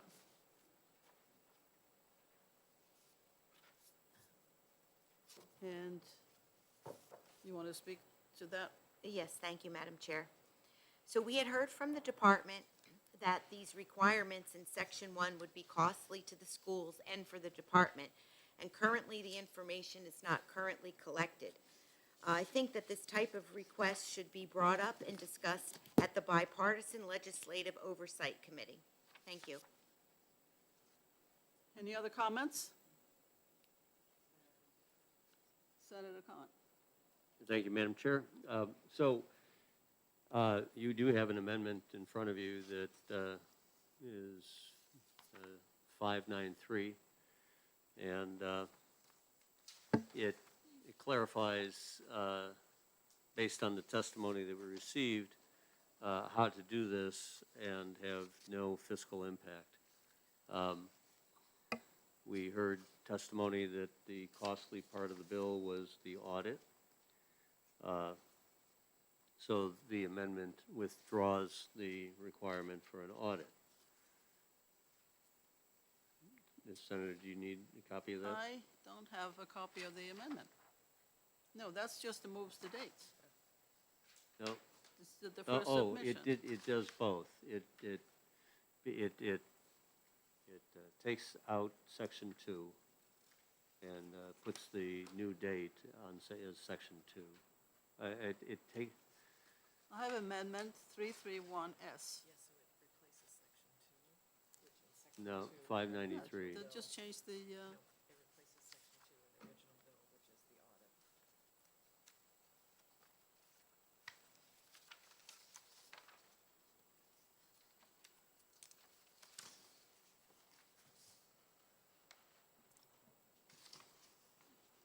There is,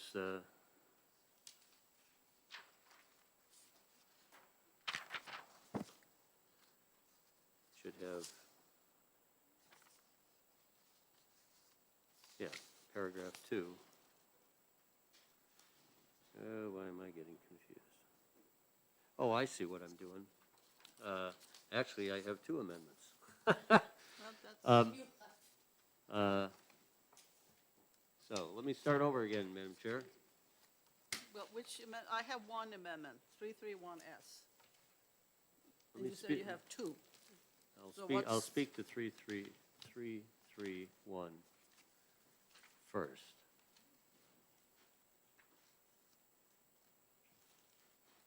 See, if we had an ought to pass motion on this, I'd be much more organized.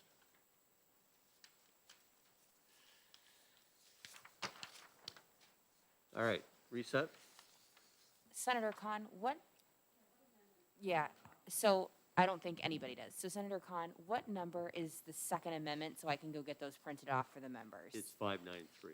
590, 593. okay. I'll be, You want to,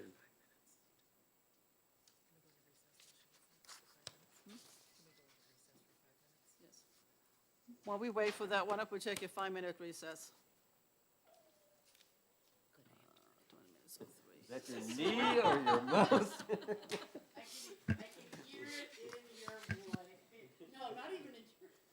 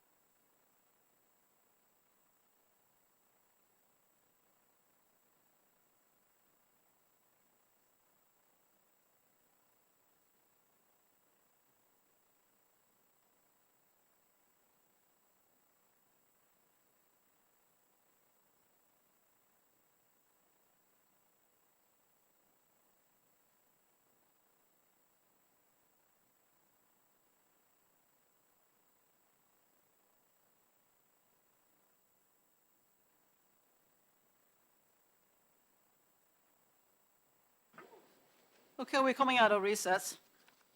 We'll continue with SB 5351. And now that we all have the amendment that Senator Khan was talking about, 0593S, Shall I continue, Madam Chair? please. So you do have two amendments. Let me go through these in the order in which they occurred, which would be first to take the lower number, 331, and what that would do to this bill. And it's an effort to take some of the comments that we received from the Department of Education and to incorporate those into the proposed legislation. And the change that would make is, number one, it would remove the requirement for the audit that was in paragraph 2. So in the original bill, on line 27, it began to talk about the annual reports and the auditing of those annual reports. That has been deleted. I think we heard from the department that the audit function would add a staffing requirement to the department, and in response to that, there was not an intent in this biennium to have this bill be a source of cost to the department. On a second change that's then is that the date of the first submission of an annual report by schools would be September 1st, 2023. And so if you recall the testimony, it was that once the information becomes available to the department would need some portion of a staff position, I believe it was 1/2 an FTE, to work with the data to turn it into something that was in a report format. And to go to the September 23 date pushes this out into the next biennium, giving the department the opportunity to come back to the legislature and have the opportunity to request the staffing necessary for this function. So that's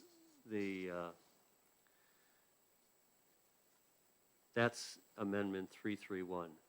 And so what we're left with is an accountability and transparency bill.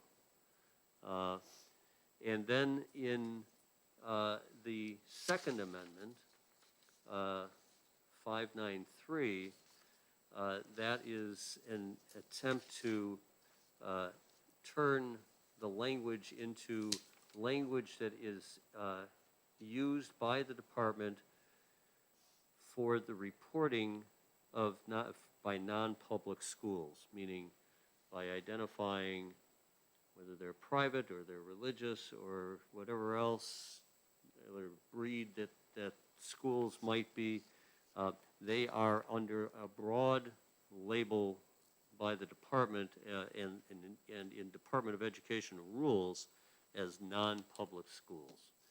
So that is the purpose of the second amendment, is to make sure that we're using the terminology that's used by the department in the annual filings. While I'm talking here, there was a question that came up during the hearing about, well, don't private schools have to report now anyway? I since have taken a look at the 8-page report that's done on a 3 to 5 year period by non-public schools. It does not contain any of the information that's suggested here. It contains information, do you have a policy on school safety, on how you'll handle certain safety issues faced either by students or by the school. Who are your board members, kind of thing, but it does not have any kind of the accountability measures that, or just the kind of information that's sought here as a part of that filing. So this isn't a redundant effort. This is something that goes a little bit beyond, but I don't believe it's that onerous. It's information that ought to be available to the school and that I think would help the public in understanding, being able to compare one school to the next. And that's the purpose of this bill, is to allow the public to have some basis on which to compare one non-public school with another non-public school and make the best decisions for their child. Senator Hennessy? Thank you. Senator Khan, when I look at these two amendments, I find that they do exactly the same thing to your original bill. Is that what you see? I like this replace all, Yes. does the same thing as your other amendment, which was just replacing section 2 and the enacting date. Yeah, so it does do, so your point is that I'm just trying to figure out what the difference. That 593 is a comprehensive amendment. We don't need to consider the other one? No, I'm saying 593 replaces your entire bill, but it replaces your entire bill with your original bill, leaving out section 2 Leaving out and the 3. audit. Yeah. And your other amendment It's not just changes necessary. section 2. They do, I think they just do the same thing, but I just want to confirm that with you, because I don't see any other changes in the language.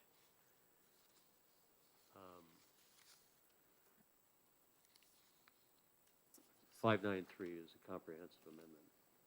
We don't need to consider 331. I guess my question to you is, though, is what does 593 do that 331 doesn't do?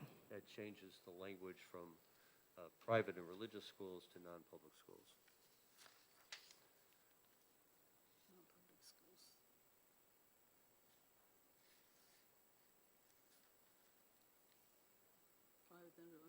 Okay, Okay, on line 4. but nothing else in the reporting requirements? Nothing in the reporting requirements.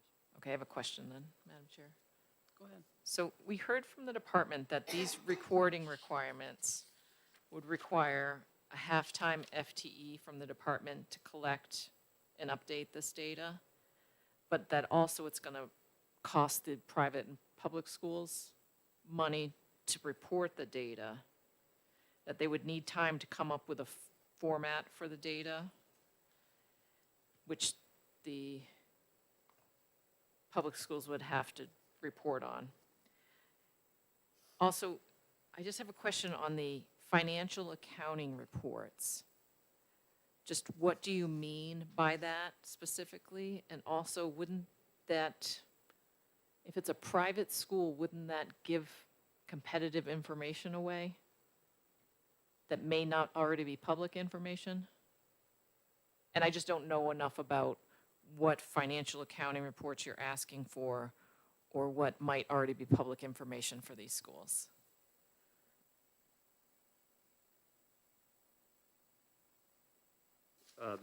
So the financial information is what you would see on lines, and I'm going to work with the amendment 593. So if you look at lines 28, 9, 30, and 31, though that would be the extent of the financial information sought.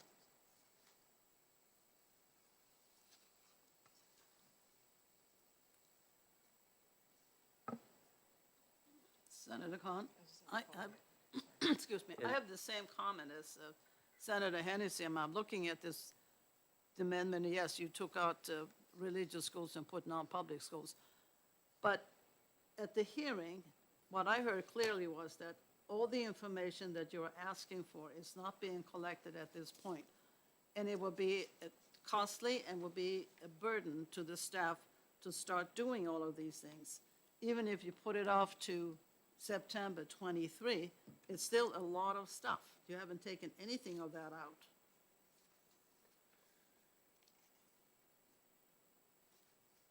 So I don't,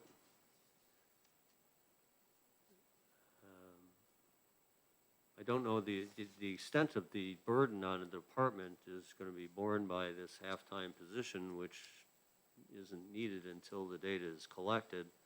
And the data is not going to be collected until September of '23. And so what we heard from the department is that would be a source of a request by the department in their fiscal '24-25 budget request. That's logical. And so that's the importance of pushing this out. It satisfies the no initial financial impact that the department can't request in its regular biennial budget.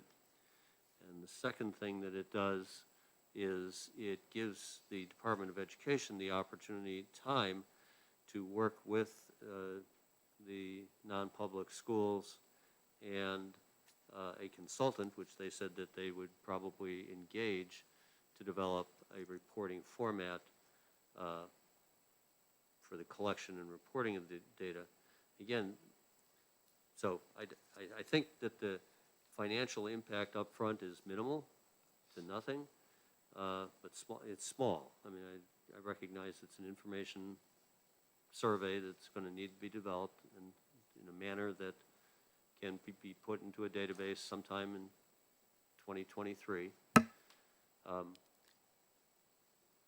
But this is information that I would be, so the comparability here, the desire for transparency and accountability of private schools, non-public schools, is that a consumer can make the best decision for their child by being able to look at a report, see the kind of expenditures and the kind of programs that the school is offering beyond what data is currently collected, and make those determinations. This is the kind of information that is generally reported by private colleges and universities, and trying to provide something in a comparable way so that as people use freedom accounts and school vouchers, they're able to make a good decision for their child. Has this been requested by somebody? Have you actually talked to people who say, yeah, I wish this information was available? I have. In particular, the things about programs like and the teaching qualifications of the teaching staff, and then do they offer work-based learning, extended learning, and sponsored internships?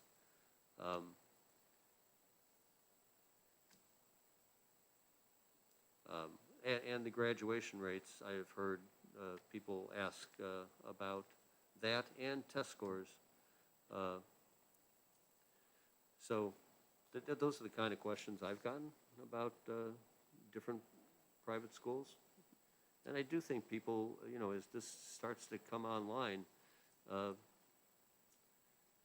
people are trying to be informed consumers as to what school would be best. Senator Prentice? Thank you, Senator Ward. So this information is already available for public schools. Yes. Like I'm on the Department of Education's website. I looked at this a while ago, but I just went back to it. So it's like parity. bringing the same information forward when they're public dollars that go to a private school that we ask our public schools to do. I agree with you. This is much less than what the publics are asked to report, but yes, it is consistent. All right, that's all. Do you have anything? Okay.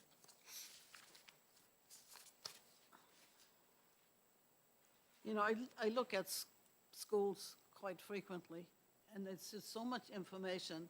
I can find out things about the teachers, the degrees that they have, what they're teaching. I can find out about your curriculum. I can find out how many students they have who take advantage of scholarships. And these are non-public, universities and schools. I'm just wondering, do we really need all of these things? Is this, I mean, you say that the public schools have to provide reports and information. Do they provide more than what you have in this bill? And it seems to me very comprehensive, just things that I would probably not look for. To your question, Madam Chair, about do publics have to report all these things? I just point out that just the Department of Education 25 report, which is their financial report, has 625 lines. Now, once the school has gone through that, they know the reporting format. By and large, they're doing it anyway to report expenditures in different ways. The expenditure report is an important piece, because if you want to get to this total expenditure per student, which seems to be an important measure, the commissioner uses it frequently, that you just have to have certain information about the revenues and expenses of the school, the number of students enrolled, and then you can determine, okay, this is how much this school spends per student. Here's their tuition, and here's the tuition and expense that they put towards students at another school. And certainly will help provide the information to make it a proper determination of where you would want to send your child for school. Senator Hennessy. So I'm looking at a private school's website here in New Hampshire. I do not see their income statement or their balance sheet on here. And I think what this bill is really looking to do is to get private schools in New Hampshire to not accept the EFAs, even if it provides scholarships for the remainder of the amount, because they're not going to want to give away their private financial information unless somebody else can tell me that they already do that online or they do that to the department. I don't see why we would need that. I don't think these requests are actually going to be the determinants for somebody to go to the school or not. There's a request information form on this website. There's about us, there's academics, there's athletics, there's art, there's student life. You can find out everything you need to know about a potential school on their website. But do you really need to know their financial information? I think this is just another way, a bill trying to limit our kids from using an EFA. Well, let me at least answer that question, Madam Chair. There is no intent, there was no thought on the part of the prime sponsor to discourage the use of EFAs. This is straight up an accountability and transparency bill with no other intent than that. Yes, I just reiterated what I said earlier. So much of this information you can find out on the website. And for the Department of Education to go through and collect all of these things, if you had a couple of things that were important. If I'm looking at a school,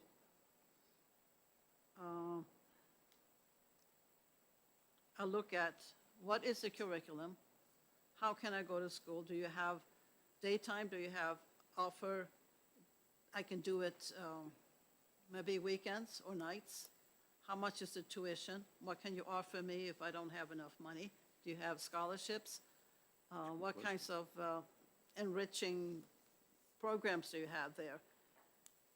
Those are the kinds of things that most parents, I think, will look at if there's, when they're looking at colleges for their children.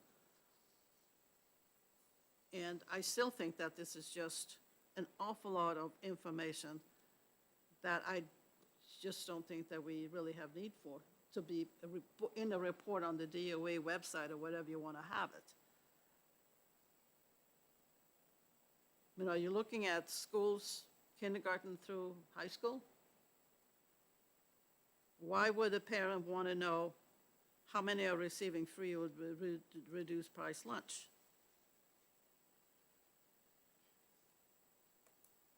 So I'd be glad to address that point. I think the,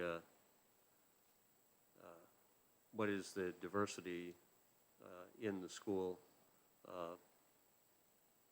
would be, you know, something, a proxy there, at least of economic diversity in the school. And clearly we've got a population that, with the EFAs, that we're trying to encourage that kind of economic diversity at non-public schools. So I think that's the purpose of having that information. I think your point about scholarships is probably a good one. Had not thought of that. I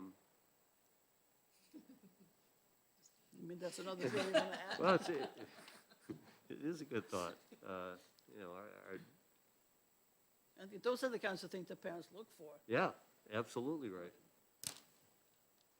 Or student housing, you know, whatever. There are a lot of things. But I think you find out so much on the website. And I've been perusing websites just to sort of see what's going on.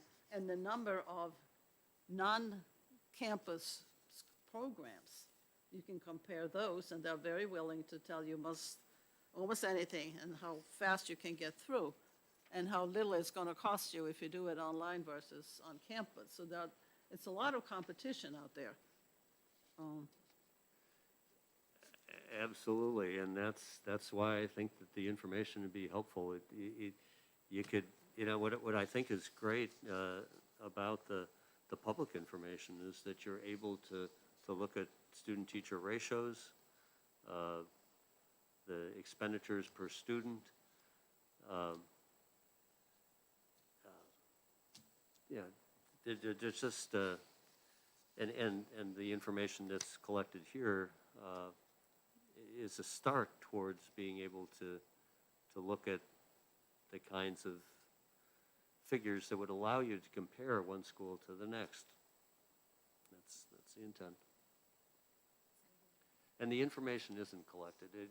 There is does have is there on-campus housing, I believe, is part of this. But anyway. Senator Rishardi, Senator Rishardi wants to say something. Thank you, Madam Chair. So Senator Khan, it's really clear what you were trying to achieve with this bill, but I do think that it needs a lot more work, and I still stand by the motion to an expedient to legislate. Senator Hennessy? Thank you, Madam Chair.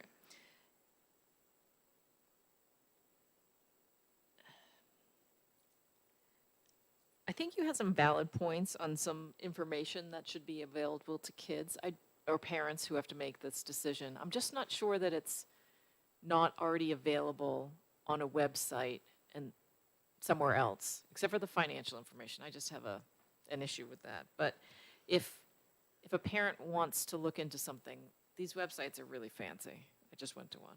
And it's much fancier than Department of Education's website and has a lot, no offense, and has a lot more information that may be applicable, like, oh, they have a pickleball team and my kid loves pickleball, or whatever it might be, you know, that's a deciding factor for your family. If you find that you're hearing from your constituents that these things, because I have not heard that this is important to them, but if you find that this is important, I would recommend it to bring it back in a budget year, because this would require staffing from the department. I have written down 1/2 FTE every year for collecting and 1/4 for continued maintenance. So that's 3/4 of a person, which I assume would actually have to be a full person. And then I would love to hear from the private schools about the financial accounting reports, and if that information is public anywhere. So I just think it needs a lot of work. Do parents and guardians really want this information? And if they don't, why are we wasting time collecting it and putting it out there? Senator Prentice. Senator Ward, I'll just say one thing. In my experience with federal grants in particular, coming into organizations like, well, if they come to private entities that qualify, there's usually, not usually, there is a form that you have to fill out and provide certain financial information on your private organization. They're not always excluded from receiving federal funds based on what they might be delivering, and this could be a not-for-profit. So I see a similarity in that. I think how we get there, I understand the concern about not wanting to ask, like a public organization to share all of their, private, what we consider private financial data because it's, a private school. But when you start to swing public money into the private setting, there has to be some level of, I believe there has to be some level of transparency. So that's, this may need more work to get down to exactly what that is. Doesn't have to say be everything that the public schools provide, but there is, once you receive that money, and again, I'm just looking at the federal side, and I know that's different, that comes in and you're an organization that's taking it, you at least have to complete a document that says, this is what our income is, this is what our expenses are, like there's just some basic things. I don't feel like we'd be breaking or setting any precedent by doing that.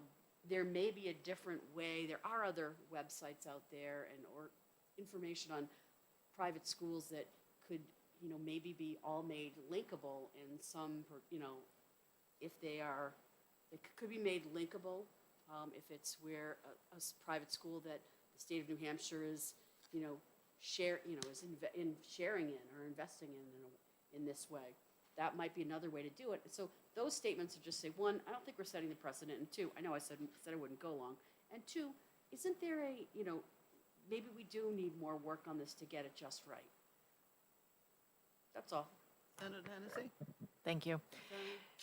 So you sparked something, Okay. Senator Prentice. I think that some of this information is gathered by the scholarship organization.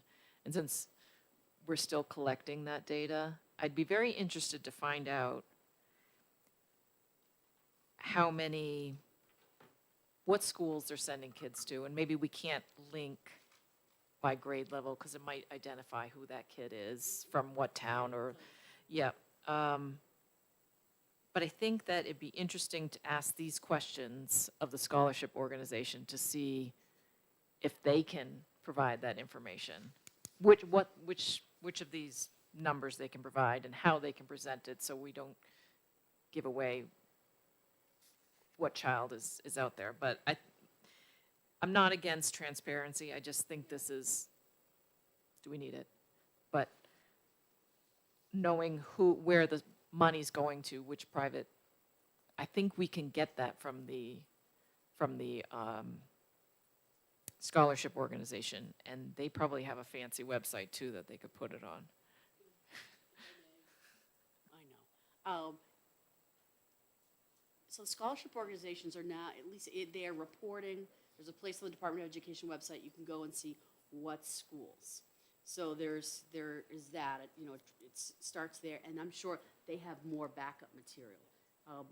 the administrative rules related to the permanent ones, right now we're on a conditional set, which flushes out further, are not done. And so I actually should probably cross-reference those to see what that digs down into. Both Senator Ward and I are on GELCAR, so it's maybe something we could work on together. But there are opportunities for us. I think we might have to, yeah, I think we have to, there's more work to be done, that's all I'm gonna say. And Madam Chair, the financial information, this is I-990 information, meaning federal IRS 990s, would complete the information here that's being requested, the financial information. Just want to note that for our record. Okay, so I have a motion on ITL this bill. Can we take a vote? All those in favor of ITL Aye. Aye. 351? And opposed? 2? Those are 3-2. So I think that ITL, Madam Chair, can they say their votes into the microphone for those watching? Thank you. No. No, Aye. Aye. so do you want to take this out? Yeah. So Senator Richardi would take it out. And I think what needs to be done is bring it back next year, next session. Work on it, get some more information, and make it easier to just see what we need to have done and where the information is and who is going to collect it, because I hate to see the DOA having to go out and collect all these things if we can find it somewhere else, and we just need some things from them.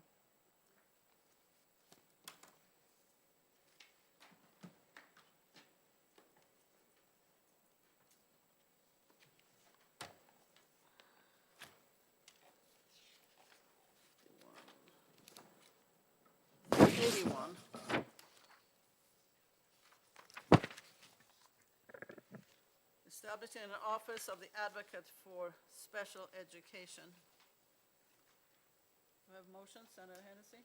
Thank you, Madam Chair. I move ought to pass. I'd like to second that motion.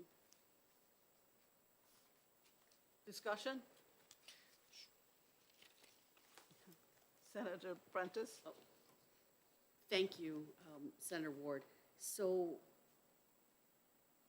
I spent time last year talking and working with a number of the parents on, I think it was 581. So I have a particular, I'm drawn to this particular area. I think that there is a need for an advocate for special education and an independent. There's an attractive proposal, well, some don't think it's as attractive, to consolidate this into an already existing office, which would, I think, be a more fiscally, say, prudent way to approach this. But I believe that office is under transition right now. I think they're looking for a new leader, correct? And we don't know what this is going to look like.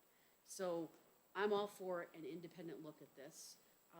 And I'd like it to be consolidated, but I can stand without it now to see what happens, because this is not inexpensive. And usually when you can consolidate programs that are alike to gain efficiencies, especially financially, that's what we should be doing. But right now we're trying to balance that with the need of these many families in New Hampshire. So I seconded it, I'm gonna support it, but I think the long-term look is, where are we gonna go with these types of advocates, independent advocates, and try to be more fiscally conscious around, how they operate, their Senator offices. Hennessy? Thank you, Madam Chair. I agree with what Senator Prentice just said. I'd just like to add that we heard a lot of compelling testimony on this about parents having to lawyer up to do what's best for their kid, and even a lawyer having to lawyer up. And if that person can't figure out how to navigate the system, then we really do need to have somebody that can help parents get what's right for their children. So thank you, Senator Prentice, for seconding, and thank you to Senator Reagan for bringing this forward. I had a couple of mothers who were part of 581 calling me up because, and she said, absolutely, we have tried everything. We need an independent advocate for us, for the parents to go to, somebody who can work with them. So she was really pushing for an independent agency. So with that. Good. Senator Ward, if I may, as a follow-up, 581 just passed last year. So we really haven't had time to, and we've had this discussion today about other legislation that's passed that we don't know exactly how it's going to work yet. And we may find ourselves in a position where if this 581 works as it should, that this need would be reduced and could be back revisiting it. But that's just if we're to immediately address it, this is the way to do it. But 581, I think we have to be really cognizant of the fact that that is not completely rolled out and spooled up yet. And so I think we're still seeing these situations. Okay, that's all I'm going to say. Did you want to say something? Okay. Senator Khan, I see your light on. I lit up just for a second. This came out of a study committee, and I think that they took their proper time and diligence to evolve into this recommendation. This is also a topic for financial performance audit. And in that financial performance audit, there's the opportunity to gain a whole lot more information about the office because it's performance. It's going to look at how well are we meeting our obligations and how are complaints handled. I think we're going to learn a lot from that. That won't be completed, though, in a manner that allows for this body to adequately evaluate this proposed legislation. Maybe it's going to be available to the House when it crosses over to them. The lack of the information that we don't have isn't sufficient for me to vote against this. So I'll vote in the affirmative on this, but I do Wonderful. want it noted that there's more information that we're going to have as a legislative body upon which we ought to be using those findings and information for future decision-making. I think that's the beauty of a lot of these things, that we can always go back and change something if it doesn't work. So are we ready to vote on this bill? 381? We have ought to pass, and we have a second. All those in favor of ought to pass? Aye. Aye. Aye. Opposed? That's 5-0. Do you want to put it on consent? And can I take it out? Would you like to take it out? I haven't had a chance to take anything out yet today. I will Move be consent. happy to have you take it out. I'll move consent, I'll second. Okay, consent, so that's 5-0. So move consent with a second. Prentice?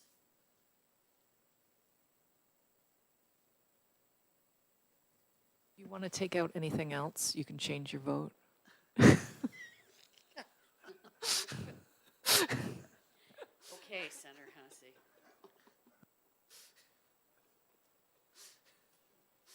Do we need a vote on, did I miss it? Do we need a vote on our consent motion? Yes, we do. We need to vote on our consent motion. Okay. I jumped at the, trying to take this out, so I think I threw the momentum off. Did I have a motion to put on consent? Yes, I heard something, but I moved it, you got it? Senator Prent. Okay. So we are all set. Now, Nope, we have to A vote. vote. we just did that. Aye. Okay, we'll vote again. We didn't vote on, I didn't think we All voted on those in favor of consent? Aye. Aye. Aye.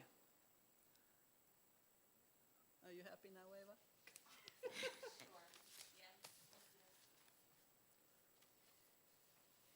Okay, now we have Senate Bill 432.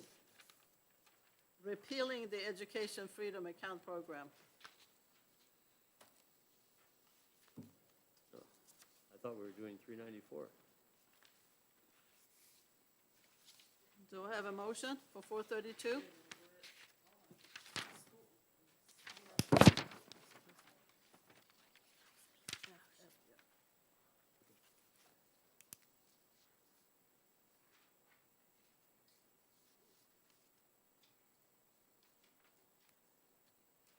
Oh, yeah, the word is taken out. Mhm.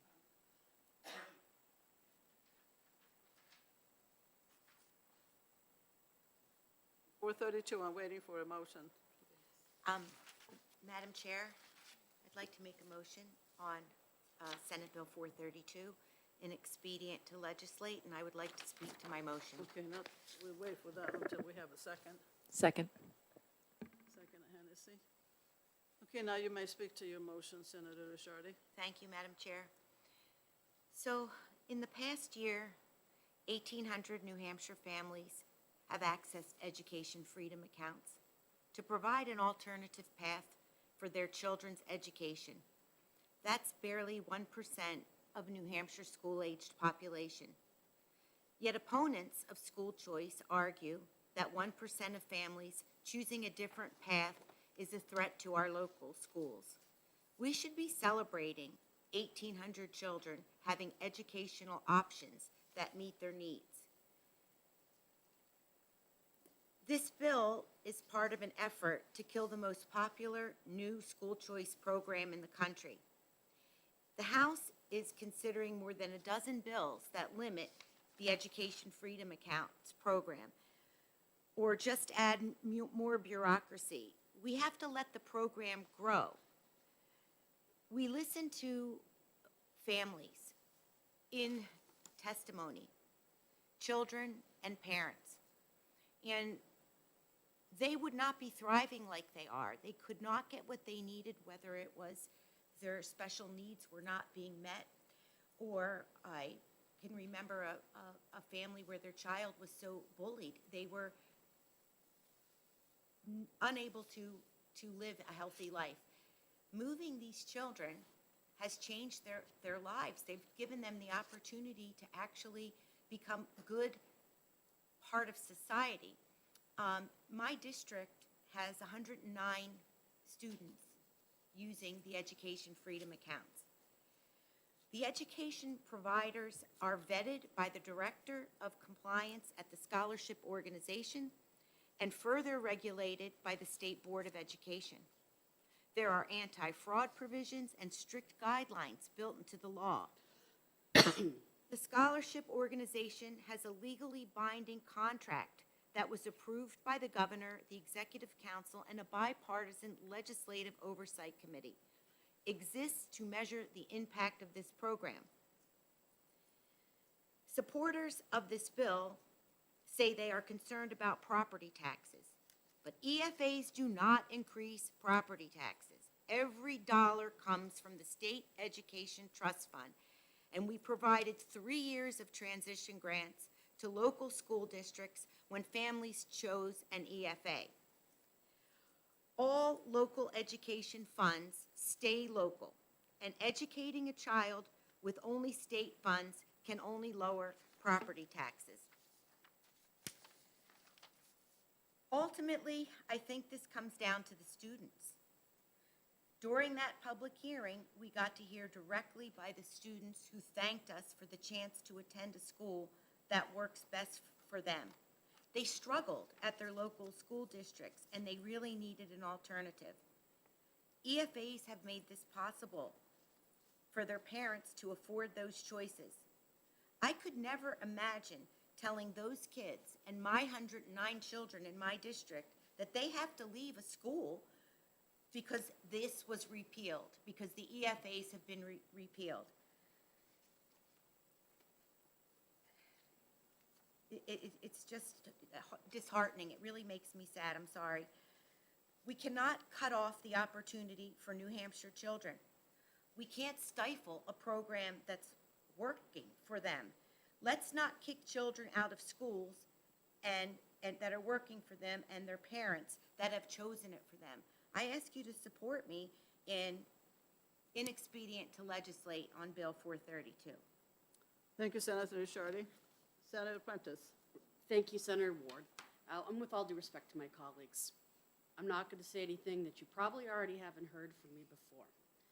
So first of all, what about the opportunities for all New Hampshire children? Not just, I can appreciate the 1,800 plus and their families, and I appreciated the testimony that was brought forward. But we have a larger picture and to consider here.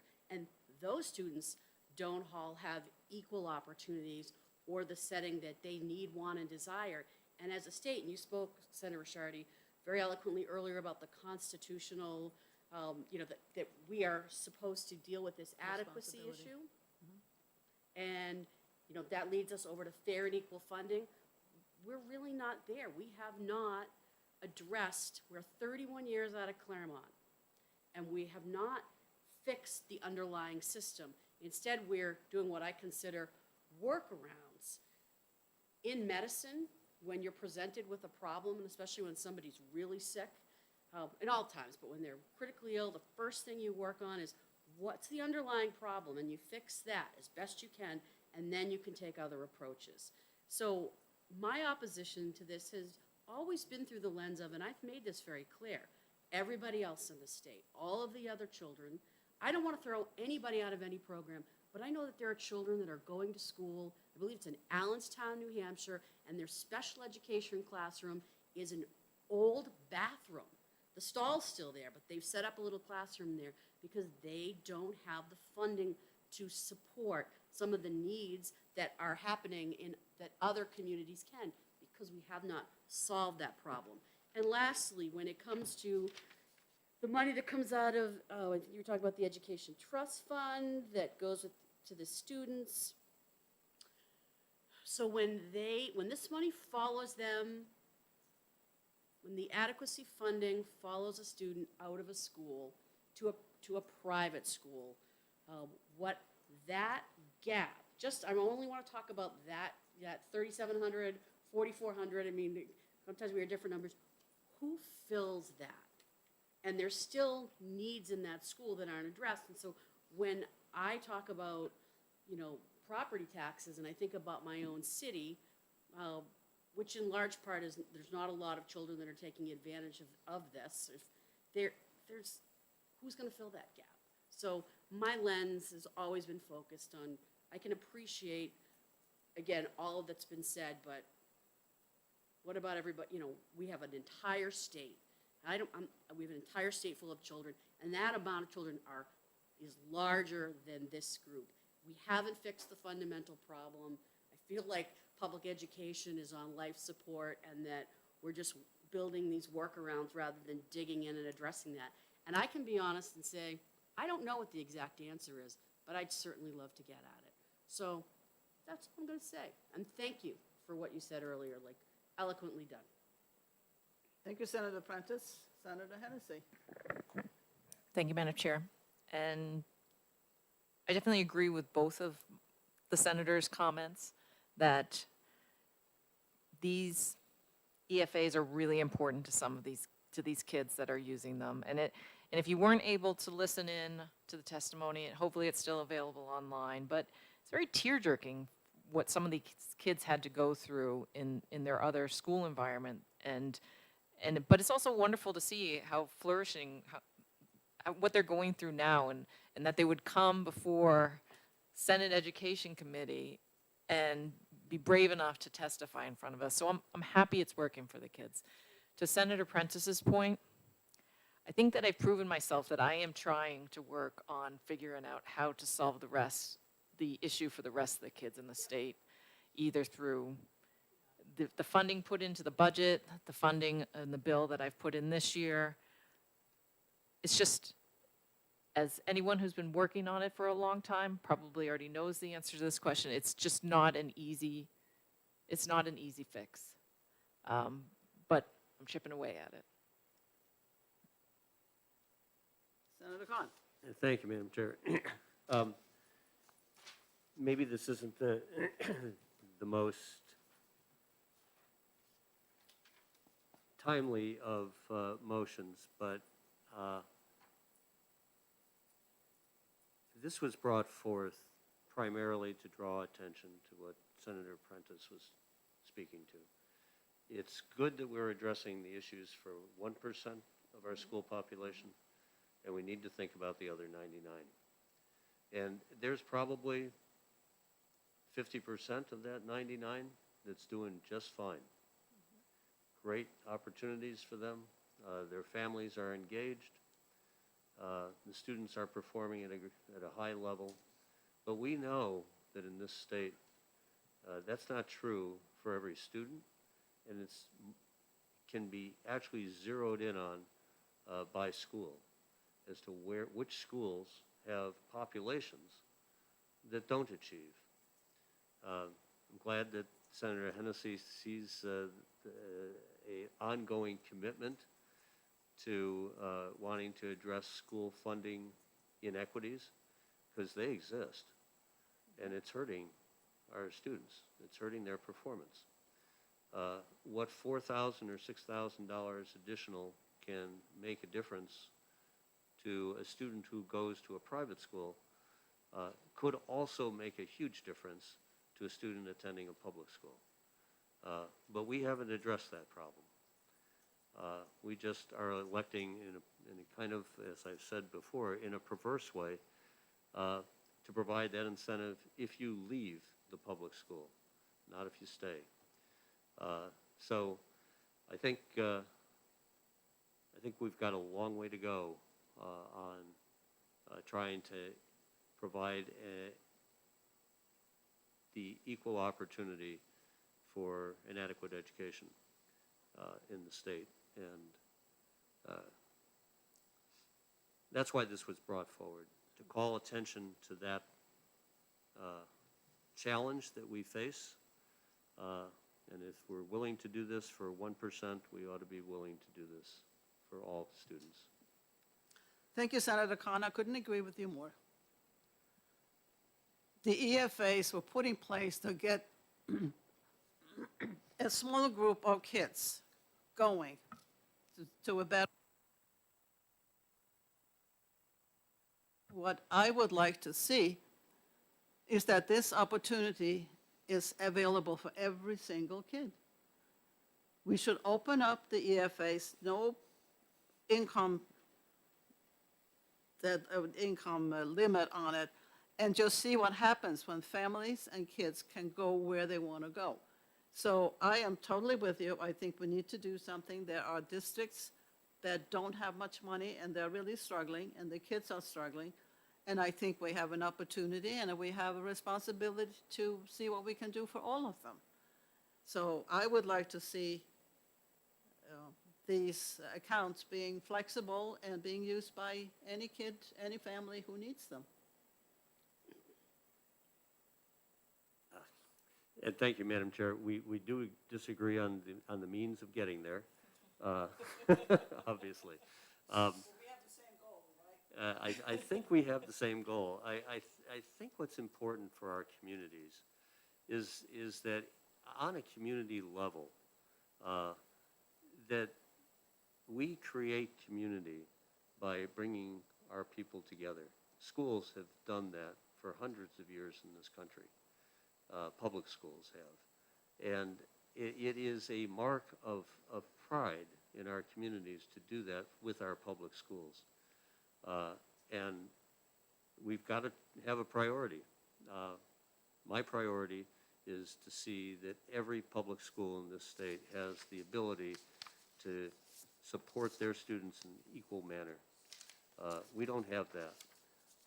To try to do this on a let's provide, we don't need to provide checkbooks to every student in the state, nor do we need to do this in every community of the state. We do need to do this in some communities, and this is the most efficient way to go about it. In any case, we've called attention to the inequities that exist, and I'm glad that there are people in the legislature who are working on this now and who will need to continue to work on this, because we've got a broken funding model in this state. We are not directing our dollars in a manner that allows every student that opportunity through their public schools. And that, to me, is the challenge. Thank you, Madam Chair.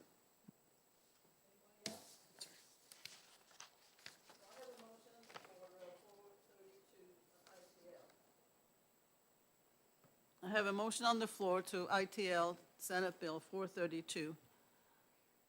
And I need to have a vote. So how many are in favor? Aye. Aye. And opposed? Opposed? 2. So that's 3-2. Who wants to take it out?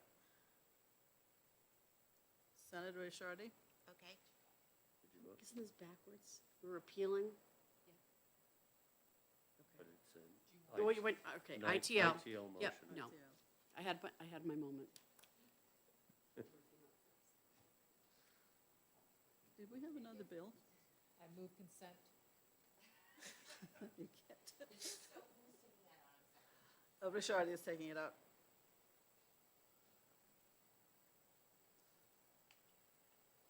Now, do we have one more bill to take out? Not today, I don't think. So we are done with our bills for today in our executive session. Can I have a motion to get out of executive session?